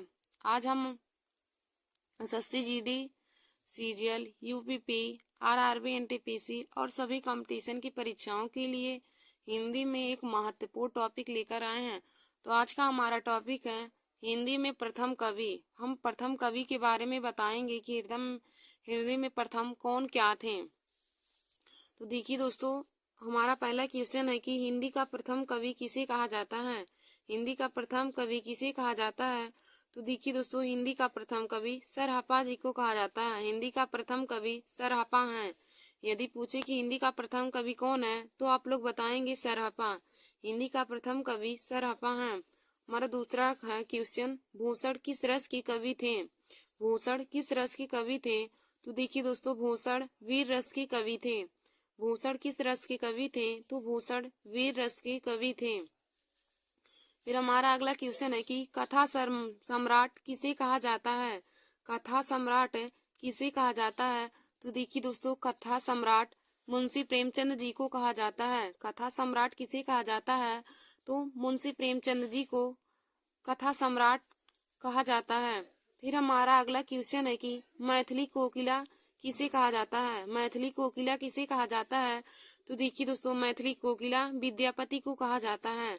मैथिली कोकिला किसे कहा जाता है। तो मैथिली कोकिला विद्यापति को कहा जाता है। फिर हमारा अगला क्वेश्चन है कि अपभ्रंश का वाल्मीकि किसे कहा जाता है। अपभ्रंश का वाल्मीकि किसे कहा जाता है। तो देखिए दोस्तों, अपभ्रंश का वाल्मीकि स्वयंभू को कहा जाता है। तो अपभ्रंश का वाल्मीकि किसे कहा जाता है। तो हो जाएगा स्वयंभू। इसका राइट आंसर हो जाएगा स्वयंभू। फिर हमारा अगला क्वेश्चन है कि किस काल को स्वर्ण काल कहा जाता है। किस काल को स्वर्ण काल कहा जाता है। तो देखिए दोस्तों, भक्ति काल को स्वर्ण काल के रूप में जाना जाता है। स्वर्ण काल के नाम से जाना जाता है। और देखिए दोस्तों, यह जो क्वेश्चन है, यह क्वेश्चन हमारा क्लास 10th और क्लास 12 के स्टूडेंट के लिए बहुत ही महत्वपूर्ण है कि किस काल को स्वर्ण काल के रूप में जाना जाता है, क्योंकि यह बोर्ड एग्जाम की परीक्षा में हर बार ही पूछा जाता है। तो देखिए दोस्तों, भक्ति काल को स्वर्ण काल के रूप में ही जाना जाता है। भक्ति काल का अन्य नाम स्वर्ण काल है। और यदि पूछे कि श्रृंगार काल को किस काल के नाम से जाना जाता है, तो रीति काल को श्रृंगार काल के नाम से तथा स्वर्ण काल को भक्ति काल के नाम से जाना जाता है। रीति काल को श्रृंगार काल के नाम से तथा भक्ति काल को स्वर्ण काल के नाम से जाना जाता है। तो दोस्तों, इन दोनों क्वेश्चनों को आप अपने कॉपी में जरूर नोट कर लीजिएगा कि भक्ति काल का अन्य नाम स्वर्ण काल है और रीति काल का अन्य नाम श्रृंगार काल है। फिर हमारा अगला क्वेश्चन है कि द्विवेदी युग का नामकरण किसके नाम पर पड़ा। द्विवेदी युग का नामकरण किसके नाम पर पड़ा। तो देखिए दोस्तों, महावीर प्रसाद द्विवेदी जी के नाम पर द्विवेदी युग का नामकरण पड़ा। द्विवेदी युग का नामकरण महावीर प्रसाद द्विवेदी जी के नाम पर पड़ा था। फिर हमारा अगला क्वेश्चन दिया है, हिंदुस्तान की तूती के नाम से किन्हें जाना जाता है। हिंदुस्तान की तूती के नाम से किन्हें जाना जाता है। तो देखिए दोस्तों, अमीर खुसरो को। अमीर खुसरो को हिंदुस्तान की तूती के नाम से जाना जाता है। फिर हमारा अगला क्वेश्चन है कि भारत का शेक्सपियर किसे कहा जाता है। भारत का शेक्सपियर किसे कहा जाता है। तो देखिए दोस्तों, भारत का शेक्सपियर कालिदास को कहा जाता है। भारत का शेक्सपियर कालिदास को कहा जाता है। तो इसका राइट आंसर हो जाएगा कालिदास। फिर हमारा अगला क्वेश्चन है कि आधुनिक युग की मीरा किसे कहा जाता है। आधुनिक युग की मीरा किसे कहा जाता है। तो देखिए दोस्तों, आधुनिक युग की मीरा महादेवी वर्मा जी को कहा जाता है। आधुनिक युग की मीरा महादेवी वर्मा जी को कहा जाता है। फिर हमारा अगला क्वेश्चन है कि छायावाद के प्रमुख प्रवर्तक कौन थे। छायावाद के प्रमुख प्रवर्तक कौन हैं। तो देखिए दोस्तों, जयशंकर प्रसाद जी छायावाद के प्रमुख प्रवर्तक हैं। छायावाद के प्रमुख प्रवर्तक जयशंकर प्रसाद जी हैं। पूछे यदि आधुनिक युग की मीरा किसे कहा जाता है, तो आधुनिक युग की मीरा के नाम से महादेवी वर्मा जी को जाना जाता है। और भारत का शेक्सपियर किसे कहा जाता है। तो भारत का शेक्सपियर कालिदास जी को कहा जाता है।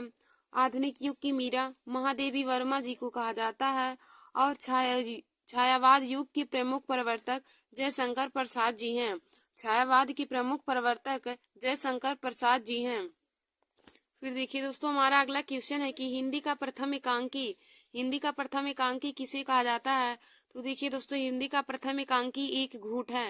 हिंदी का प्रथम एकांकी एक घूट है। और एक घूट की रचनाकार कौन है? जयशंकर प्रसाद जी हैं। एक घूट की रचनाकार जयशंकर प्रसाद जी हैं। तो यदि पूछे कि हिंदी का प्रथम एकांकी क्या है, तो हिंदी का प्रथम एकांकी आप लोग बताएंगे एक घूट है। हिंदी का प्रथम एकांकी एक घूट है। और एक घूट को लिखी कौन है? जयशंकर प्रसाद जी। फिर हमारा अगला क्वेश्चन है कि हिंदी का प्रथम नाटक, हिंदी का प्रथम नाटक कौन है? हिंदी का प्रथम नाटक कौन है या हिंदी का प्रथम नाटक? तो दोस्तों, हिंदी का प्रथम नाटक नहुस है। हिंदी का प्रथम नाटक नहुस है।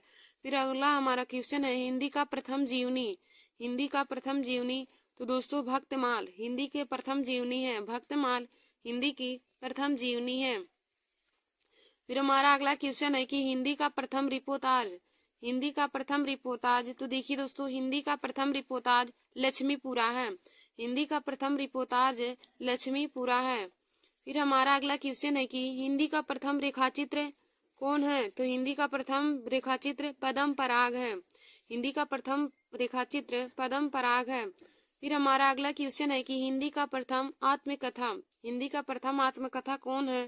तो हिंदी की प्रथम आत्मकथा अर्ध कथानक है। हिंदी की प्रथम आत्मकथा अर्ध कथानक है। फिर देखिए दोस्तों, हमारा अगला क्वेश्चन है कि हिंदी की प्रथम महाकाव्य, हिंदी का ही प्रथम महाकाव्य तो पद्मावत, पद्मावत हिंदी का प्रथम महाकाव्य है। यदि पूछे कि हिंदी का प्रथम महाकाव्य कौन है, तो आप लोग बताएंगे महाकाव्य हिंदी की प्रथम महाकाव्य पद्मावत है। और देखिए दोस्तों, पद्मावत को यदि पूछे कि किसने लिखा है, तो पद्मावत की लेखक मलिक मोहम्मद जायसी जी हैं। पद्मावत को लिखने वाले मलिक मोहम्मद जायसी जी हैं। फिर हमारा अगला क्वेश्चन है कि हिंदी खड़ी बोली का महाकाव्य कौन है? हिंदी खड़ी बोली का प्रथम महाकाव्य कौन है? तो दोस्तों, हिंदी खड़ी बोली का प्रथम महाकाव्य प्रिप्रवास है। हिंदी खड़ी बोली का प्रथम महाकाव्य प्रिप्रवास है। और यदि पूछे कि प्रिप्रवास के लेखक कौन है, तो अयोध्या सिंह उपाध्याय हरिऔध, अयोध्या सिंह उपाध्याय हरिऔध प्रिप्रवास की रचना किए हैं। और दोस्तों, प्रिप्रवास कभी कभी बोर्ड एग्जाम की परीक्षा में पूछा जाता है, प्रिप्रवास के लेखक कौन है? तो आप लोग बताएंगे कि प्रिप्रवास को लिखने वाले अयोध्या सिंह उपाध्याय हरिऔध जी हैं। तो देखिए दोस्तों, प्रिप्रवास के लेखक या प्रिप्रवास के रचनाकार अयोध्या सिंह उपाध्याय हरिऔध जी हैं। फिर हमारा अगला क्वेश्चन है कि हिंदी साहित्य की प्रथम रचना कौन सी है? हिंदी साहित्य की प्रथम रचना कौन सी है? तो दोस्तों, हिंदी साहित्य की प्रथम रचना पृथ्वीराज रासो है। हिंदी साहित्य की प्रथम रचना पृथ्वीराज रासो है। और देखिए दोस्तों, पृथ्वीराज रासो को लिखे हैं चंदर बरजाई। पृथ्वीराज रासो की रचनाकार है चंदर बरजाई। फिर हमारा अगला क्वेश्चन है कि हिंदी का प्रथम यात्रावृत्ति कौन है? हिंदी का प्रथम यात्रावृत्ति कौन सा है?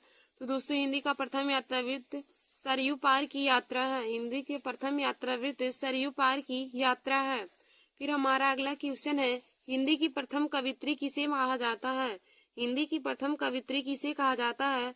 तो देखिए दोस्तों, हिंदी की प्रथम कवित्री मीराबाई जी हैं। हिंदी की प्रथम कवित्री मीराबाई जी हैं। और यदि पूछे कि आधुनिक युग की मीरा किसे कहा जाता है, तो आधुनिक युग की मीरा महादेवी वर्मा जी को कहा जाता है। आधुनिक युग की मीरा महादेवी वर्मा जी हैं। और हिंदी की प्रथम कवित्री मीराबाई हैं। फिर हमारा अगला क्वेश्चन है कि हिंदी का प्रथम मौलिक निबंध कौन सा है? हिंदी का प्रथम मौलिक निबंध कौन सा है? तो दोस्तों, हिंदी का प्रथम मौलिक निबंध राजा भोज का सपना है। राजा भोज का सपना हिंदी का प्रथम मौलिक निबंध है। और देखिए दोस्तों, राजा भोज का सपना इसको लिखे हैं शिव प्रसाद सितारे हिंद। राजा भोज का सपना इस रचना को लिखे हैं शिव प्रसाद सितारे हिंद। यदि आपसे पूछे कि राजा भोज का सपना के लेखक कौन है या फिर इसको कौन लिखे हैं, तो दोस्तों, राजा भोज का सपना इसको लिखे हैं शिव प्रसाद सितारे हिंद जी। फिर हमारा अगला क्वेश्चन है कि हिंदी का प्रथम हिंदी फिल्म कौन सा है? हिंदी का प्रथम हिंदी फिल्म कौन सा है? तो देखिए दोस्तों, हिंदी का प्रथम हिंदी फिल्म राजा हरिश्चंद्र है। हिंदी का प्रथम हिंदी फिल्म राजा हरिश्चंद्र है। तो देखिए दोस्तों, आज हमने आप सभी लोगों को हिंदी में बताया कि हिंदी में प्रथम कवि कौन है, प्रथम लेखक कौन है, आधुनिक युग की मीरा किसे कहा जाता है, इन सभी के बारे में बता दिया है। तो आप लोग इसे अपनी कॉपी में जरूर नोट कर लीजिएगा। हम एक बार आप लोगों को इसे पुनः बता देते हैं। तो देखिए दोस्तों हमारा पहला क्वेश्चन है कि हिंदी का प्रथम कवि किसे कहा जाता है। हिंदी का प्रथम कवि किसे कहा जाता है। तो देखिए दोस्तों सरहपा, हिंदी के प्रथम कवि सरहपा हैं। फिर हमारा अगला क्वेश्चन है कि भूषण किस रस के कवि थे। तो देखिए दोस्तों भूषण वीर रस के कवि थे। भूषण किस रस के कवि थे। तो भूषण वीर रस के कवि थे। हमारा अगला क्वेश्चन है कि कथा सम्राट किसे कहा जाता है। कथा सम्राट किसे कहा जाता है। तो देखिए दोस्तों कथा सम्राट मुंशी प्रेमचंद जी को कहा जाता है। फिर हमारा अगला क्वेश्चन है मैथिली कोकिला किसे कहा जाता है। मैथिली कोकिला किसे कहा जाता है। तो देखिए दोस्तों मैथिली कोकिला विद्यापति को कहा जाता है। मैथिली कोकिला किसे कहा जाता है। तो मैथिली कोकिला विद्यापति को कहा जाता है। फिर हमारा अगला क्वेश्चन है अपभ्रंश का वाल्मीकि किसे कहा जाता है। तो देखिए दोस्तों अपभ्रंश का वाल्मीकि स्वयंभू को कहा जाता है। फिर हमारा अगला क्वेश्चन है किस काल को स्वर्णकाल कहा जाता है। किस काल को स्वर्णकाल कहा जाता है। तो देखिए दोस्तों भक्ति काल को स्वर्णकाल के नाम से जाना जाता है। और यदि पूछे कि श्रृंगार काल के नाम से किस काल को जाना जाता है। तो रीति काल को श्रृंगार काल तथा भक्ति काल को स्वर्णकाल के नाम से जाना जाता है। और देखिए दोस्तों हमारा अगला क्वेश्चन है कि द्विवेदी युग का नामकरण किसके नाम पर पड़ा। द्विवेदी युग का नामकरण किसके नाम पर पड़ा। तो देखिए दोस्तों महावीर प्रसाद द्विवेदी जी के नामकरण पर द्विवेदी युग का नाम पड़ा। महावीर प्रसाद द्विवेदी के नाम पर द्विवेदी युग का नामकरण पड़ा। फिर हमारा अगला क्वेश्चन है कि हिंदुस्तान की तूती के नाम से किसे जाना जाता है। हिंदुस्तान की तूती के नाम से किसे जाना जाता है। तो देखिए दोस्तों हिंदुस्तान की तूती के नाम से अमीर खुसरो को जाना जाता है। हिंदुस्तान की तूती के नाम से अमीर खुसरो को जाना जाता है। फिर हमारा अगला क्वेश्चन है कि भारत का शेक्सपियर किसे कहा जाता है। भारत का शेक्सपियर किसे कहा जाता है। तो देखिए दोस्तों भारत का शेक्सपियर कालिदास को कहा जाता है। तो भारत का शेक्सपियर किसे कहा जाता है। इसका राइट आंसर हो जाएगा कालिदास को। फिर हमारा अगला क्वेश्चन है कि आधुनिक युग की मीरा किसे कहा जाता है। आधुनिक युग की मीरा किसे कहा जाता है। तो देखिए दोस्तों आधुनिक युग की मीरा महादेवी वर्मा जी को कहा जाता है। आधुनिक युग की मीरा महादेवी वर्मा जी हैं। फिर हमारा अगला क्वेश्चन है कि छायावाद के प्रमुख प्रवर्तक कौन थे। छायावाद के प्रमुख प्रवर्तक कौन है। तो दोस्तों जयशंकर प्रसाद जी छायावाद युग के प्रमुख प्रवर्तक हैं। जयशंकर प्रसाद जी छायावाद युग के प्रमुख प्रवर्तक हैं। फिर हमारा अगला क्वेश्चन है कि हिंदी का प्रथम एकांकी किसे कहा जाता है। तो देखिए दोस्तों हिंदी का प्रथम एकांकी एक घूट है। हिंदी का प्रथम एकांकी एक घूट है जिसके लेखक जयशंकर प्रसाद जी हैं। हिंदी का प्रथम एकांकी एक घूट है जिसके लेखक जयशंकर प्रसाद जी हैं। फिर हमारा अगला क्वेश्चन है कि हिंदी का प्रथम नाटक किसे कहा जाता है। तो हिंदी का प्रथम नाटक नहुस है। हिंदी का प्रथम नाटक नहुस है। और दोस्तों यदि पूछे कि नहुस की रचनाकार कौन है। तो गोपाल चंद गिरधर दास ने नहुस की रचना की है। गोपाल चंद गिरधर दास ने नहुस की रचना की है। तो हिंदी का प्रथम नाटक हो जाएगा नहुस। फिर हमारा अगला क्वेश्चन है कि हिंदी का प्रथम जीवनी किसे कहा जाता है। तो हिंदी की प्रथम जीवनी दोस्तों भक्तमाल है। हिंदी की प्रथम जीवनी भक्तमाल है। फिर हमारा अगला क्वेश्चन है कि हिंदी का प्रथम रिपोर्टाज। हिंदी का प्रथम रिपोर्टाज किसे कहा जाता है। तो देखिए दोस्तों हिंदी का प्रथम रिपोर्टाज लक्ष्मीपुरा है। हिंदी का प्रथम रिपोर्टाज लक्ष्मीपुरा है।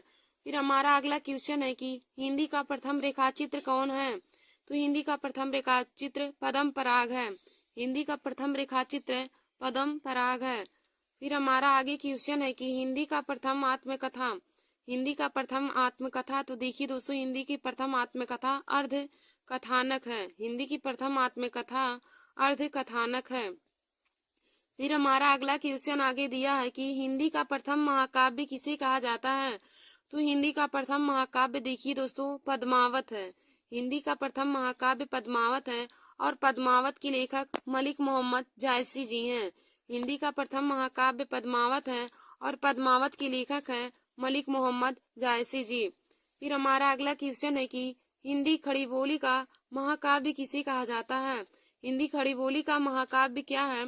तो देखिए दोस्तों हिंदी खड़ी बोली का महाकाव्य प्रिप्रवास है। हिंदी खड़ी बोली का महाकाव्य प्रिप्रवास है। और यदि पूछे कि प्रिप्रवास के रचनाकार कौन है। तो दोस्तों प्रिप्रवास के लेखक या रचनाकार अयोध्या सिंह उपाध्याय हरिऔध हैं। और अयोध्या सिंह उपाध्याय हरिऔध ने चुभते चौपदे और चोखे चौपदे इन सभी की भी रचना की है। और हिंदी खड़ी बोली का प्रथम महाकाव्य पूछे तो आप लोग बताएंगे प्रिय प्रवास। फिर हमारा अगला क्वेश्चन है कि हिंदी साहित्य की प्रथम रचना, हिंदी साहित्य की प्रथम रचना। तो देखिए दोस्तों, हिंदी साहित्य की प्रथम रचना पृथ्वीराज रासो है। हिंदी साहित्य की प्रथम रचना पृथ्वीराज रासो है। और यदि पूछे कि पृथ्वीराज रासो के लेखक कौन है तो आप बताएंगे चंदर बरदाई। चंदर बरदाई ने पृथ्वीराज रासो की रचना की है। फिर हमारा अगला क्वेश्चन है कि हिंदी का प्रथम यात्रावृत्त कौन है। हिंदी का प्रथम यात्रावृत्त कौन है। तो दोस्तों, सरयू पार की यात्रा हिंदी का प्रथम यात्रावृत्त है। सरयू पार की यात्रा हिंदी का प्रथम यात्रावृत्त है। फिर हमारा अगला क्वेश्चन है कि हिंदी की प्रथम कवित्री कौन है। हिंदी की प्रथम कवित्री कौन है। तो देखिए दोस्तों, मीराबाई हिंदी की प्रथम कवित्री हैं। हिंदी की प्रथम कवित्री कौन है। तो मीराबाई हिंदी की प्रथम कवित्री हैं। और यदि पूछे कि आधुनिक युग की मीरा किसे कहा जाता है तो आधुनिक युग की मीरा महादेवी वर्मा जी को कहा जाता है। और हिंदी की प्रथम कवित्री पूछे तो हिंदी की प्रथम कवित्री मीराबाई जी हैं। फिर हमारा अगला क्वेश्चन है कि हिंदी का प्रथम मौलिक निबंध किसे कहा जाता है। हिंदी का प्रथम मौलिक निबंध किसे कहा जाता है या हिंदी का प्रथम मौलिक निबंध कौन है। तो दोस्तों, हिंदी का प्रथम मौलिक निबंध राजा भोज का सपना है। हिंदी का प्रथम मौलिक निबंध राजा भोज का सपना है। और यदि पूछे कि राजा भोज की सपना की रचनाकार कौन है, राजा भोज की सपना की रचनाकार कौन है, तो आप लोग बताएंगे मलिक मोहम्मद जायसी जी। मलिक मोहम्मद जायसी जी हिंदी के मलिक मोहम्मद जायसी जी राजा भोज की सपना के लेखक हैं। मलिक मोहम्मद जायसी राजा भोज सपना के लेखक हैं। फिर हमारा अगला क्वेश्चन है कि हिंदी की प्रथम हिंदी फिल्म कौन है। हिंदी की प्रथम हिंदी फिल्म कौन है। तो दोस्तों, आप लोग बताएंगे कि हिंदी की प्रथम हिंदी फिल्म भरतेंदु हरिश्चंद्र है। राजा हरिश्चंद्र हिंदी की प्रथम हिंदी फिल्म है। राजा हरिश्चंद्र हिंदी की प्रथम हिंदी फिल्म है। और पूछे कि हिंदी का प्रथम मौलिक निबंध क्या है तो आप लोग बताएंगे हिंदी की प्रथम मौलिक निबंध राजा भोज का सपना है। फिर हमारा अगला क्वेश्चन है कि हिंदी को राजभाषा कब बनाया गया। किस तिथि को हिंदी को राजभाषा बनाया गया।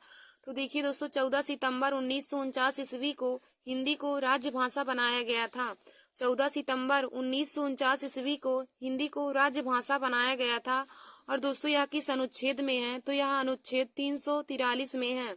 यदि पूछे कि किस तिथि को हिंदी को राजभाषा बनाया गया तो देखिए दोस्तों, 14 सितंबर 1949 ईस्वी को हिंदी को राजभाषा बनाया गया था, जो हमारा अनुच्छेद 343 में है। फिर हमारा अगला क्वेश्चन है कि राजभाषा आयोग बनाया गया जिसके अध्यक्ष थे। राजभाषा आयोग बनाया गया जिसके अध्यक्ष कौन थे तो बीजी खेर थे। फिर देखिए दोस्तों, हमारा अगला क्वेश्चन है कि हिंदी की प्रसिद्ध कहानीकार कौन है। हिंदी की प्रसिद्ध कहानीकार कौन है। तो हिंदी की प्रसिद्ध कहानीकार मुंशी प्रेमचंद जी हैं। हिंदी के प्रसिद्ध कहानीकार कौन है तो मुंशी प्रेमचंद जी हिंदी के प्रसिद्ध कहानीकार हैं। और हमारा अगला क्वेश्चन है कि प्रेमचंद जी का प्रथम उपन्यास कौन है। प्रेमचंद जी का प्रथम उपन्यास कौन है। तो देखिए दोस्तों, मुंशी प्रेमचंद जी का प्रथम उपन्यास सेवा सदन है। सेवा सदन मुंशी प्रेमचंद जी का प्रथम उपन्यास है। फिर हमारा अगला क्वेश्चन है कि प्रेमचंद जी का अधूरा उपन्यास कौन सा है। तो देखिए दोस्तों, प्रेमचंद जी का अधूरा उपन्यास मंगल सूत्र है। यदि पूछे कि हिंदी का प्रसिद्ध कहानीकार किसे कहा जाता है तो हिंदी का प्रसिद्ध कहानीकार मुंशी प्रेमचंद जी को कहा जाता है। और पूछे कि मुंशी प्रेमचंद जी का प्रथम उपन्यास कौन है तो प्रथम उपन्यास मुंशी प्रेमचंद जी का सेवा सदन है। और पूछे कि मुंशी प्रेमचंद का अधूरा उपन्यास कौन सा है तो आप बताएंगे मुंशी प्रेमचंद जी का अधूरा उपन्यास मंगल सूत्र है। फिर हमारा अगला क्वेश्चन है कि प्रेमचंद जी का अंग्रेजों के द्वारा जब्त किया हुआ उपन्यास कौन सा है। मुंशी प्रेमचंद जी का कौन सा उपन्यास है जो अंग्रेजों द्वारा जब्त कर लिया गया था। तो देखिए दोस्तों, सोजे वतन मुंशी प्रेमचंद जी का वह उपन्यास था जिसको अंग्रेजों ने जब्त कर लिया था। फिर हमारा अगला क्वेश्चन है कि भरत मुनि के अनुसार रस कितने प्रकार के होते हैं। तो दोस्तों, भरत मुनि के अनुसार रस 8 प्रकार के होते हैं। जो मांस खाता हो उसे क्या कहते हैं। जो मांस खाता हो उसे सामिस कहते हैं। और जो मांस नहीं खाता उसको क्या कहते हैं? तो जो मांस नहीं खाता उसको निरामिष कहते हैं, और जो मांस खाता है उसे सामिष कहते हैं। धन्यवाद दोस्तों। ऐसे ही हमारे वीडियो को देखने के लिए और हिंदी के और जीके के महत्वपूर्ण क्वेश्चन को पाने के लिए आप सभी लोग हमारे YouTube channel Nancy success classes को सब्सक्राइब कर लीजिए और अपने दोस्तों में शेयर करना ना भूलिए। तो दोस्तों, आशा करती हूँ कि आज का हमारा यह वीडियो आप लोगों को समझ में आया होगा। तो देखिए दोस्तों, आज का हमारा video SSC GD CGL UPP group D RRB NTPC class 10 और 12th के स्टूडेंट के लिए भी बहुत ही महत्वपूर्ण है। देखिए दोस्तों, इनमें से बहुत ऐसे ही क्वेश्चन है जो क्लास 10th और 12th के बोर्ड एग्जाम की परीक्षा में पूछे जाते हैं। तो सभी लोग हमारे इस वीडियो को देख लीजिए। धन्यवाद दोस्तों।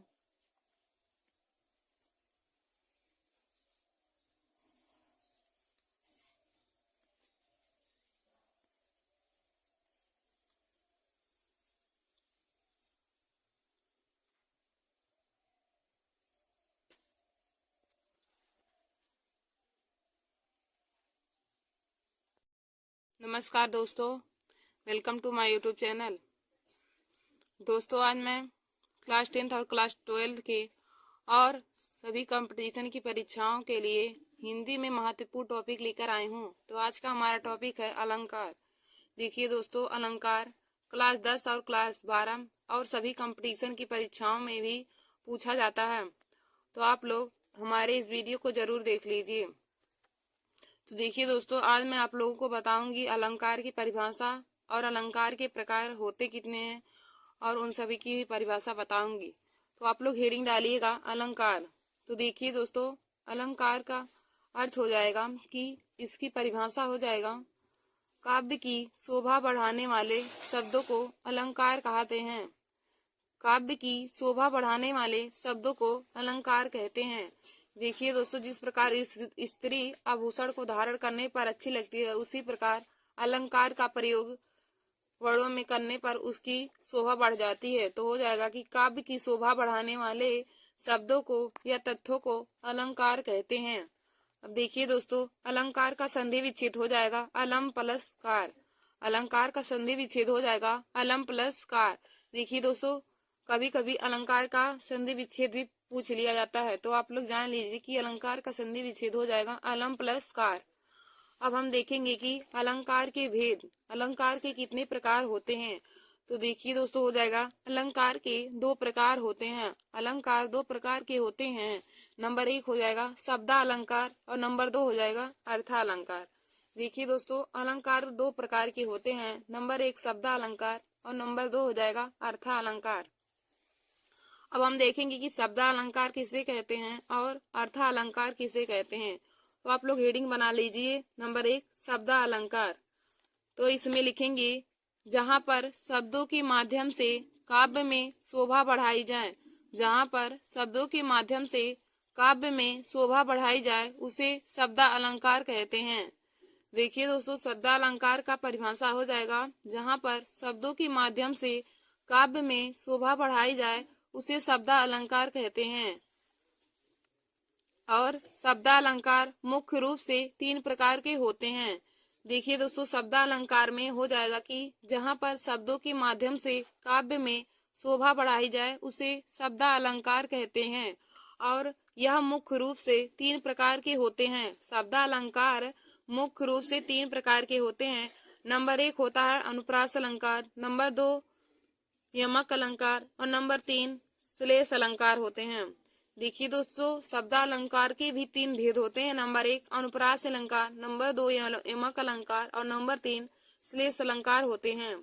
तो शब्दालंकार वह अलंकार होता है जहां पर शब्दों के माध्यम से काव्य में शोभा बढ़ाई जाए उसे शब्दालंकार कहते हैं। और शब्दालंकार मुख्य रूप से 3 प्रकार के होते हैं। नंबर 1 अनुप्रास अलंकार, नंबर 2 यमक अलंकार और नंबर 3 श्लेष अलंकार होता है। अब दोस्तों, आप लोग हेडिंग बना लीजिए कि अनुप्रास अलंकार किसे कहते हैं। तो हेडिंग बना के आप लिखिएगा अनुप्रास अलंकार। और देखिए दोस्तों, यह अलंकार भी हर बार ही बोर्ड एग्जाम की परीक्षा में पूछा जाता है कि अनुप्रास अलंकार किसे कहते हैं। तो देखिए दोस्तों, अनुप्रास अलंकार की परिभाषा हो जाएगा जिस अलंकार में एक ही वर्ण की आवृत्ति बार बार हो। जिस अलंकार में एक ही वर्ण की आवृत्ति बार बार हो उसे अनुप्रास अलंकार कहते हैं। देखिए दोस्तों, जिस अलंकार में एक ही वर्ण बार बार आवे या एक ही वर्ण की आवृत्ति बार बार हो उसे अनुप्रास अलंकार कहते हैं।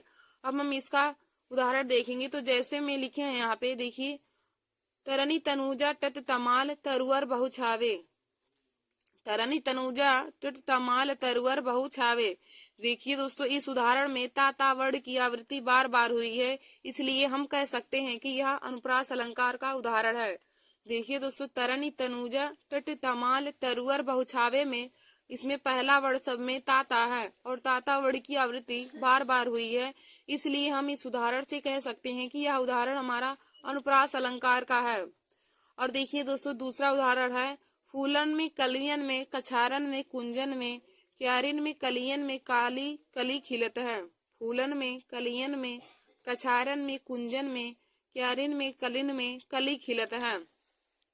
तो इसमें भी हमारे का वर्ण की आवृत्ति बार बार हुई है। दूसरे उदाहरण में का वर्ण की आवृत्ति बार बार हुई है, तो इसको भी हम कह सकते हैं कि यह अनुप्रास अलंकार का उदाहरण है। तो देखिए दोस्तों, अनुप्रास अलंकार वह अलंकार होता है जिसमें एक ही वर्ण की आवृत्ति बार बार होती है। जिसमें एक ही वर्ण की आवृत्ति बार बार होती है उसे अनुप्रास अलंकार कहा जाता है। और अनुप्रास अलंकार का उदाहरण हो जाएगा, तरनी तनुजा टट तमाल तरुअर बहु छावे। तरनी तनुजा टट तमाल तरुअर बहु छावे। या फिर आप सभी कह सकते हैं कि चंदू के चाचा ने चंदू की चाची को चांदनी चौक व चांदी के चम्मच से चटनी चटाई। इसमें भी देखिए दोस्तों, चा वर्ण की आवृत्ति बार बार हुई है, तो उसको भी हम अनुप्रास अलंकार का उदाहरण कह सकते हैं। देखिए दोस्तों, जिस भी उदाहरण में एक ही वर्ण की आवृत्ति बार बार होगी, आप लोग उसे अनुप्रास अलंकार जान लीजिए कि वह अनुप्रास अलंकार का उदाहरण होगा। फिर देखिए दोस्तों, हमारा दूसरा है यमक अलंकार। दूसरा है यमक अलंकार। तो यमक अलंकार की परिभाषा देखेंगे कि जहाँ पर एक शब्द दो या दो से अधिक बार आवे। जिस उदाहरण में या जिस अलंकार में एक शब्द दो या दो से अधिक बार आवे लेकिन दोनों बार उनका अर्थ अलग अलग हो, उसे हम यमक अलंकार कहते हैं।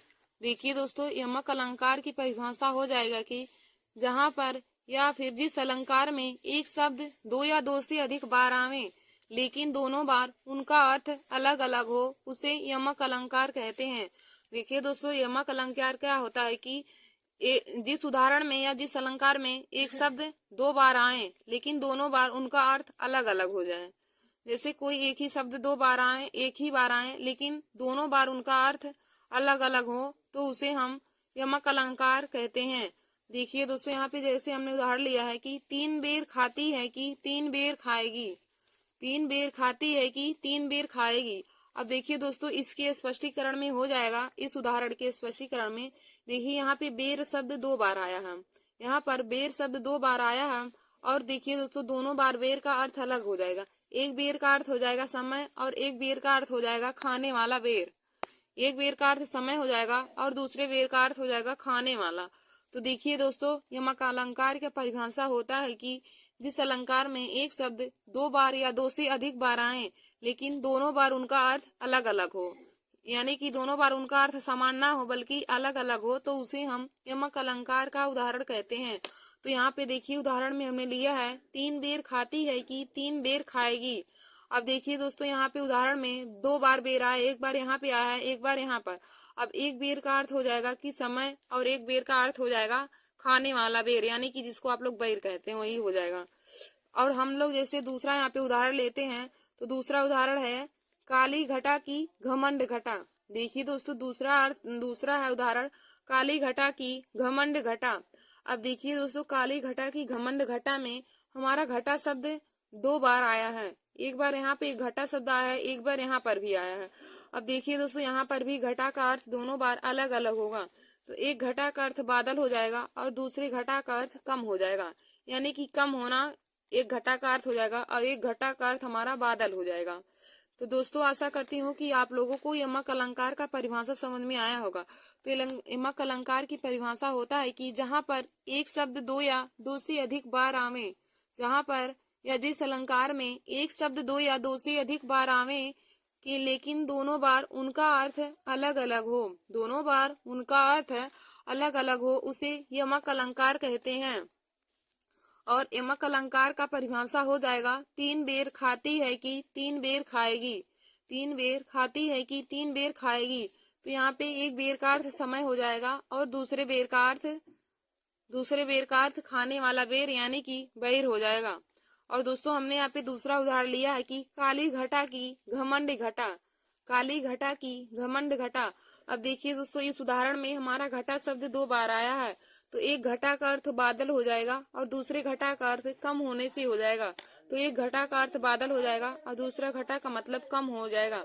और देखिए दोस्तों आप लोग तीसरा उदाहरण भी लिख सकते हैं, कनक कनक ते सौगुनी मादकता अधिकाय, कनक कनक ते सौगुनी मादकता अधिकाय, या पावे बौराय जग व खावे बौराय, या खावे बौराय जग व पावे बौराय।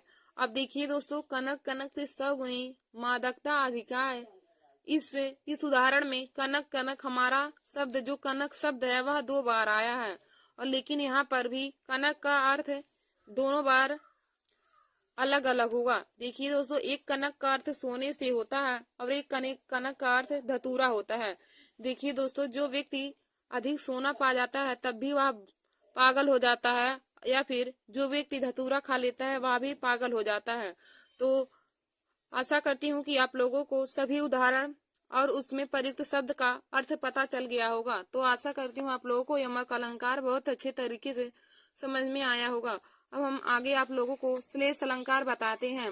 आगे हमारा है श्लेष अलंकार। तो देखिए दोस्तों श्लेष अलंकार किसे कहते हैं, तो हो जाएगा जिस अलंकार में एक शब्द एक ही बार आवे, जिस अलंकार में एक शब्द एक ही बार आवे लेकिन उसका अर्थ अलग अलग हो, लेकिन उसका अर्थ अलग अलग हो, उसे श्लेष अलंकार कहते हैं। देखिए दोस्तों श्लेष अलंकार क्या हो जाएगा कि जिस अलंकार में एक शब्द एक ही बार आवे लेकिन उनका अर्थ हर बार अलग अलग हो। यमक अलंकार में होता है कि एक शब्द 2 या 2 से अधिक बार आवे लेकिन दोनों बार उनका अर्थ अलग अलग हो। और जबकि श्लेष अलंकार हो जाएगा कि एक शब्द एक ही बार आवे लेकिन उनका अर्थ अलग अलग हो, तो उसे हम श्लेष अलंकार कहते हैं। अब दोस्तों श्लेष अलंकार का यहाँ पे उदाहरण देखेंगे तो उदाहरण हो जाएगा, चरण धरत चिंता करत चितवत चारहु ओर, चरण धरत चिंता करत चितवत चारहु ओर, सुबरन को खोजत फिरत कभी बेविचारी चोर। देखिए दोस्तों श्लेष अलंकार का उदाहरण है, चरण धरत चिंता करत चितवत चारहु ओर, सुबरन को खोजत फिरत कभी बेविचारी चोर। अब देखिए दोस्तों हम इसके उदाहरण के अर्थ को बताते हैं आप लोग को। चरण धरत चिंता करत चितवत चारहु ओर। अब यहाँ पे हमारा देखिए सुबरन शब्द है, सुबरन शब्द यहाँ पे एक बार आया है, लेकिन हम इसके तीनों अर्थ बताते हैं। एक बार यहाँ पे आया है लेकिन इसका अर्थ अलग अलग होगा। देखिए दोस्तों चरण धरत चिंता करत चितवत चारहु ओर, सुबरन को खोजत फिरत कभी बेविचारी चोर। देखिए दोस्तों सुबरन माने होता है अच्छा, तो कभी व्यक्ति कभी के लिए सुबरन का अर्थ हो जाएगा कि कभी हमेशा अच्छे वर्ण को खोजता है। अब व्यभिचारी का मतलब हो जाएगा दुष्ट व्यक्ति हमेशा सुंदर महिला को खोजता है। फिर हमारा चोर का अर्थ हो जाएगा कि चोर अच्छे धन को खोजता है, कभी अच्छे वर्ण को खोजेगा, और दुष्ट व्यक्ति सुंदर महिला को, और चोर व्यक्ति जो होता है वह अच्छे धन दौलत को ही खोजता है। तो यहाँ पे सुबरन शब्द है जो एक ही बार आया है और हमने इसका अलग अलग अर्थ आपको बता दिया है। तो देखिए दोस्तों श्लेष अलंकार क्या होता है कि जिस अलंकार में एक शब्द एक ही बार आवे, जिस अलंकार में एक शब्द एक ही बार आवे लेकिन उसका अर्थ अलग अलग हो, लेकिन उसका अर्थ हर बार अलग अलग हो, तो उसे हम श्लेष अलंकार कहते हैं। और श्लेष अलंकार का उदाहरण हो जाएगा, चरण धरत चिंता करत चितवत चारहु ओर, चरण धरत चिंता करत चितवत चारहु ओर, सुबरन को खोजत फिरत कभी बेविचारी चोर, सुबरन को खोजत फिरत कभी बेविचारी चोर। तो यहाँ पे जो सुबरन शब्द है इसी का अर्थ तीनों बार अलग अलग होगा, क्योंकि अच्छे वर्ण को हमेशा कभी खोजता है, और सुंदर महिला को दुष्ट व्यक्ति, और अच्छे धन दौलत को चोर व्यक्ति हमेशा खोजता है। तो दोस्तों आशा करती हूँ कि आप लोगों को श्लेष अलंकार भी समझ में आया होगा और इसका उदाहरण भी। देखिए दोस्तों, आगे आप सब लोग देखेंगे अर्थालंकार। तो अर्थालंकार में परिभाषा हो जाएगा, जिस अलंकार में अर्थों के माध्यम से काव्य की शोभा बढ़ाई जाए। जिस अलंकार में अर्थों के माध्यम से काव्य की शोभा बढ़ाई जाए उसे हम अर्थालंकार कहते हैं।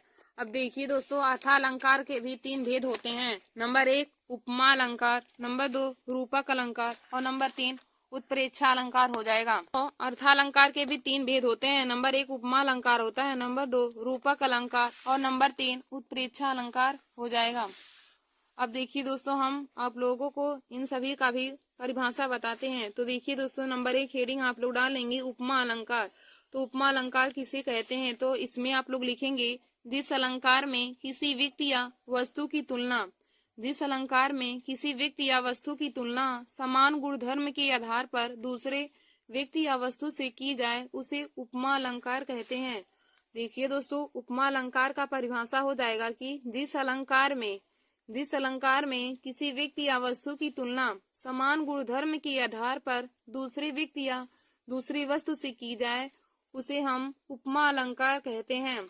अब देखिए दोस्तों, उपमा अलंकार का उदाहरण हो जाएगा कि मुख चंद्रमा सा सुंदर है, मुख चंद्रमा सा सुंदर है। और दूसरा उदाहरण हो जाएगा, कर कमल सा कोमल है। देखिए दोस्तों, इस उदाहरण में मुख चंद्रमा सा सुंदर है उदाहरण में देखिए दोस्तों, मुख की तुलना चंद्रमा के समान की गई है। तो मुख की तुलना चंद्रमा के समान की गई है। तो देखिए दोस्तों, परिभाषा ही उसका होता है उपमा अलंकार का कि किसी व्यक्ति या वस्तु की तुलना समान गुणधर्म के आधार पर दूसरे व्यक्ति या वस्तु से की जाए। तो यहाँ पर मुख की तुलना चंद्रमा के समान की गई है, तो इसे हम कह सकते हैं कि यह उपमा अलंकार का उदाहरण है। और देखिए दोस्तों, दूसरा उदाहरण है कि कर कमल सा कोमल है। यहाँ पर इस उदाहरण में कर यानी कि हाथ की तुलना या हाथ की उपमा कमल के समान की गई है, तो इसे हम कह सकते हैं कि यह उपमा अलंकार का उदाहरण है। देखिए दोस्तों, उपमा अलंकार का क्या परिभाषा हो जाएगा? उपमा अलंकार है कि जिस अलंकार में किसी व्यक्ति या वस्तु की तुलना समान गुणधर्म के आधार पर दूसरे व्यक्ति या दूसरे वस्तु से की जाए तो उसे हम उपमा अलंकार कहेंगे। तो उपमा अलंकार का उदाहरण हो जाएगा, नंबर 1 मुख चंद्रमा सा सुंदर है और नंबर दूसरा उदाहरण है कि कर कमल सा कोमल है। तो देखिए दोस्तों, जब भी इनका परिभाषा उदाहरण पूछे तो आप लोग इसी प्रकार ही बोर्ड एग्जाम की परीक्षा में लिखिएगा, वहाँ पे हेडिंग बना के और नीली पेन से लिख लीजिएगा। और देखिए दोस्तों, उदाहरण को काली पेन से लिखिएगा। और ये देखिए, हमने आप लोगों को उदाहरण और परिभाषा बता दिया। तो देखिए, उदाहरण में मुख चंद्रमा सा सुंदर है, यहाँ पर मुख की तुलना चंद्रमा के समान की गई है, तो हम इसे कह सकते हैं यह उपमा अलंकार का उदाहरण है। और दूसरे उदाहरण में कहा है कि कर कमल सा कोमल है, यानी कि हाथ की तुलना कमल के समान की गई है, तो इसे भी हम उपमा अलंकार का उदाहरण कह सकते हैं। फिर हमारा अगला देखिए है कि दोस्तों, अगला हम देखेंगे रूपक अलंकार। देखेंगे रूपक अलंकार किसे कहते हैं और उसका उदाहरण। तो रूपक अलंकार में लिखिएगा आप लोग, जिस अलंकार में उपमेय में उपमान का भेद रहित आरोप हो। जिस अलंकार में उपमेय में उपमान का भेद रहित आरोप हो वहाँ रूपक अलंकार होता है। जिस अलंकार में उपमेय में उपमान का भेद रहित आरोप हो वहाँ रूपक अलंकार होता है। और देखिए दोस्तों, रूपक अलंकार का उदाहरण हो जाएगा, चरण कमल बंदो हरिदाई। चरण कमल बंदो हरिदाई। देखिए दोस्तों, यह उदाहरण बहुत ही इम्पोर्टेंट है, क्योंकि यह उदाहरण हर कंपटीशन की परीक्षाओं में देकर पूछ लेता है कि चरण कमल बंदो हरिदाई में कौन सा अलंकार है। तो देखिए दोस्तों, चरण कमल बंदो हरिदाई में रूपक अलंकार है। यह हर कंपटीशन की परीक्षा में पूछा जाता है उदाहरण। तो आप लोग इसे बहुत अच्छे तरीके से पहचान लीजिए और इसे अपने कॉपी में नोट कर लीजिए कि चरण कमल बंदो हरिदाई में रूपक अलंकार है। फिर हमारा अगला है दोस्तों उत्प्रेक्षा अलंकार। अगला हमारा हो जाएगा उत्प्रेक्षा अलंकार। तो उत्प्रेक्षा अलंकार में आप लोग लिखेंगे,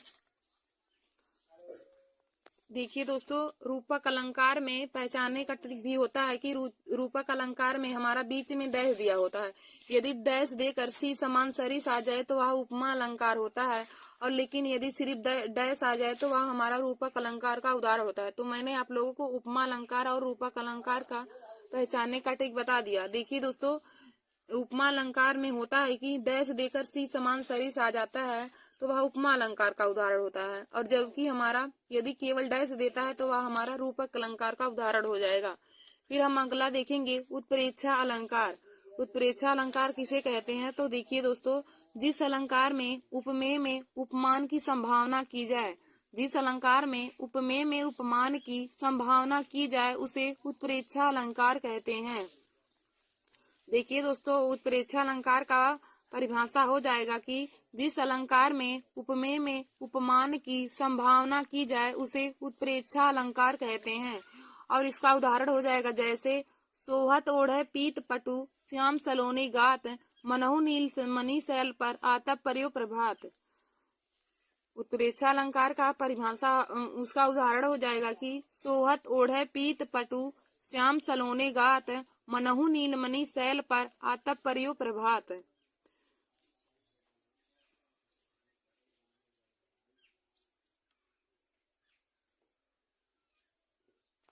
देखिए दोस्तों, उत्प्रेक्षा अलंकार का परिभाषा हो जाएगा कि जिस अलंकार में उपमेय में उपमान की संभावना की जाए तो उसे हम उत्प्रेक्षा अलंकार कहते हैं। तो इस अलंकार में भी हमारा उपमेय में उपमान की संभावना की गई है। इस उदाहरण में उपमेय में उपमान की संभावना की गई है, तो हम कह सकते हैं कि यह हमारा उत्प्रेक्षा अलंकार का उदाहरण है। तो उत्प्रेक्षा अलंकार का परिभाषा हमने आप लोग को बताया कि जिस अलंकार में उपमेय में उपमान की संभावना की जाए उसे उत्प्रेक्षा अलंकार कहते हैं। और इसका उदाहरण हो जाएगा कि सोहत ओढ़े पीत पटु श्याम सलोने गात मनहु नील मणि शैल पर आतप पर्यो प्रभात। तो दोस्तों, आशा करती हूँ कि आप लोगों को उत्प्रेक्षा अलंकार का परिभाषा और उदाहरण समझ में आया होगा। तो आज मैंने आप सभी लोगों को अलंकार के बारे में बताया। उसमें अलंकार की मैंने आप लोग को परिभाषा बताया। और देखिए दोस्तों, अलंकार का संधि विच्छेद आप लोग अपने कॉपी में जरूर नोट कर लीजिए, क्योंकि यह हर कंपटीशन की परीक्षाओं में पूछ लेता है कि अलंकार का संधि विच्छेद क्या होता है। तो अलंकार का संधि विच्छेद हो जाएगा अलम प्लस कार। और देखिए दोस्तों, बताया कि अलंकार के प्रकार, तो अलंकार दो प्रकार के होते हैं। नंबर 1 शब्दालंकार और नंबर 2 अर्थालंकार। अब देखिए दोस्तों, हमने आप लोग को बताया कि शब्दालंकार किसे कहते हैं और अर्थालंकार किसे कहते हैं। तो शब्दालंकार में बताया कि जहाँ पर या जिस अलंकार में शब्दों के माध्यम से काव्य में शोभा बढ़ाई जाए, जिस अलंकार में शब्दों के माध्यम से काव्य में शोभा बढ़ाई जाए उसे हम शब्दालंकार कहते हैं। और देखिए दोस्तों, शब्दालंकार के प्रकार बताए तो शब्दालंकार का प्रकार नंबर 1 अनुप्रास अलंकार, नंबर 2 यमक अलंकार और नंबर 3 श्लेष अलंकार है। तो अनुप्रास अलंकार का हमने परिभाषा बताया कि जिस अलंकार में एक ही वर्ण की आवृत्ति बार बार हो, जिस अलंकार में एक ही वर्ण की आवृत्ति बार बार हो उसे अनुप्रास अलंकार कहते हैं। और अनुप्रास अलंकार का उदाहरण बताया दोस्तों आप लोगों को कि तरनी तनुजा टट तमाल तरुअर बहु छावे, तरनी तनुजा टट तमाल तरुअर बहु छावे। और देखिए दोस्तों, इसके स्पष्टीकरण में आप सब लिख सकते हैं कि उपयुक्त उदाहरण में तावड़ी की आवृत्ति बार बार हुई है, इसलिए हम इसे अनुप्रास अलंकार का उदाहरण कर सकते हैं। देखिए दोस्तों, तरनी तनुजा टट तमाल तरुअर बहु छावे में तावड़ी की आवृत्ति बार बार हुई है, इसलिए हम कह सकते हैं कि यह अनुप्रास अलंकार का उदाहरण है। या आप सब लिख सकते हैं कि चंदू की चाचा ने चंदू की चाची को चांदनी की चौक पर चांदी की चम्मच से चटनी चटाई। तो इस उदाहरण में चावड़ की आवृत्ति बार बार होगी, तो उसे भी आप सब लोग अनुप्रास अलंकार का उदाहरण लिख सकते हैं। फिर हम लोग आगे आपको हमने बताया कि यमक अलंकार। आगे हमारा दूसरा है शब्दालंकार के प्रकार में यमक अलंकार। तो यमक अलंकार का परिभाषा मैंने बताया। यमक अलंकार की परिभाषा हो जाएगा कि तो दोस्तों, हमने आप लोगों को शब्दालंकार के 3 प्रकार बताए, अनुप्रास अलंकार, यमक अलंकार और श्लेष अलंकार। और आप लोगों को तीनों का परिभाषा और उदाहरण भी बता दिया है। और दोस्तों, फिर हमने आप लोग को बताया कि अर्थालंकार किसे कहते हैं। तो अर्थालंकार में जहाँ पर अर्थों के माध्यम से काव्य में शोभा बढ़ाई जाती है और उसके प्रकार को बताया। तो देखिए दोस्तों, अर्थालंकार भी 3 प्रकार के होते हैं। नंबर 1 उपमा अलंकार, नंबर 2 रूपक अलंकार और नंबर 3 उत्प्रेक्षा अलंकार। तो हमने इन तीनों के परिभाषा और उदाहरण आप लोगों को बता दिया है। तो आशा करती हूँ को आज का हमारा यह वीडियो समझ में आया होगा। धन्यवाद दोस्तों। ऐसे हमारे वीडियो को देखने के लिए आप सभी लोग हमारे YouTube channel Nancy success classes को सब्सक्राइब कर लीजिए। धन्यवाद दोस्तों।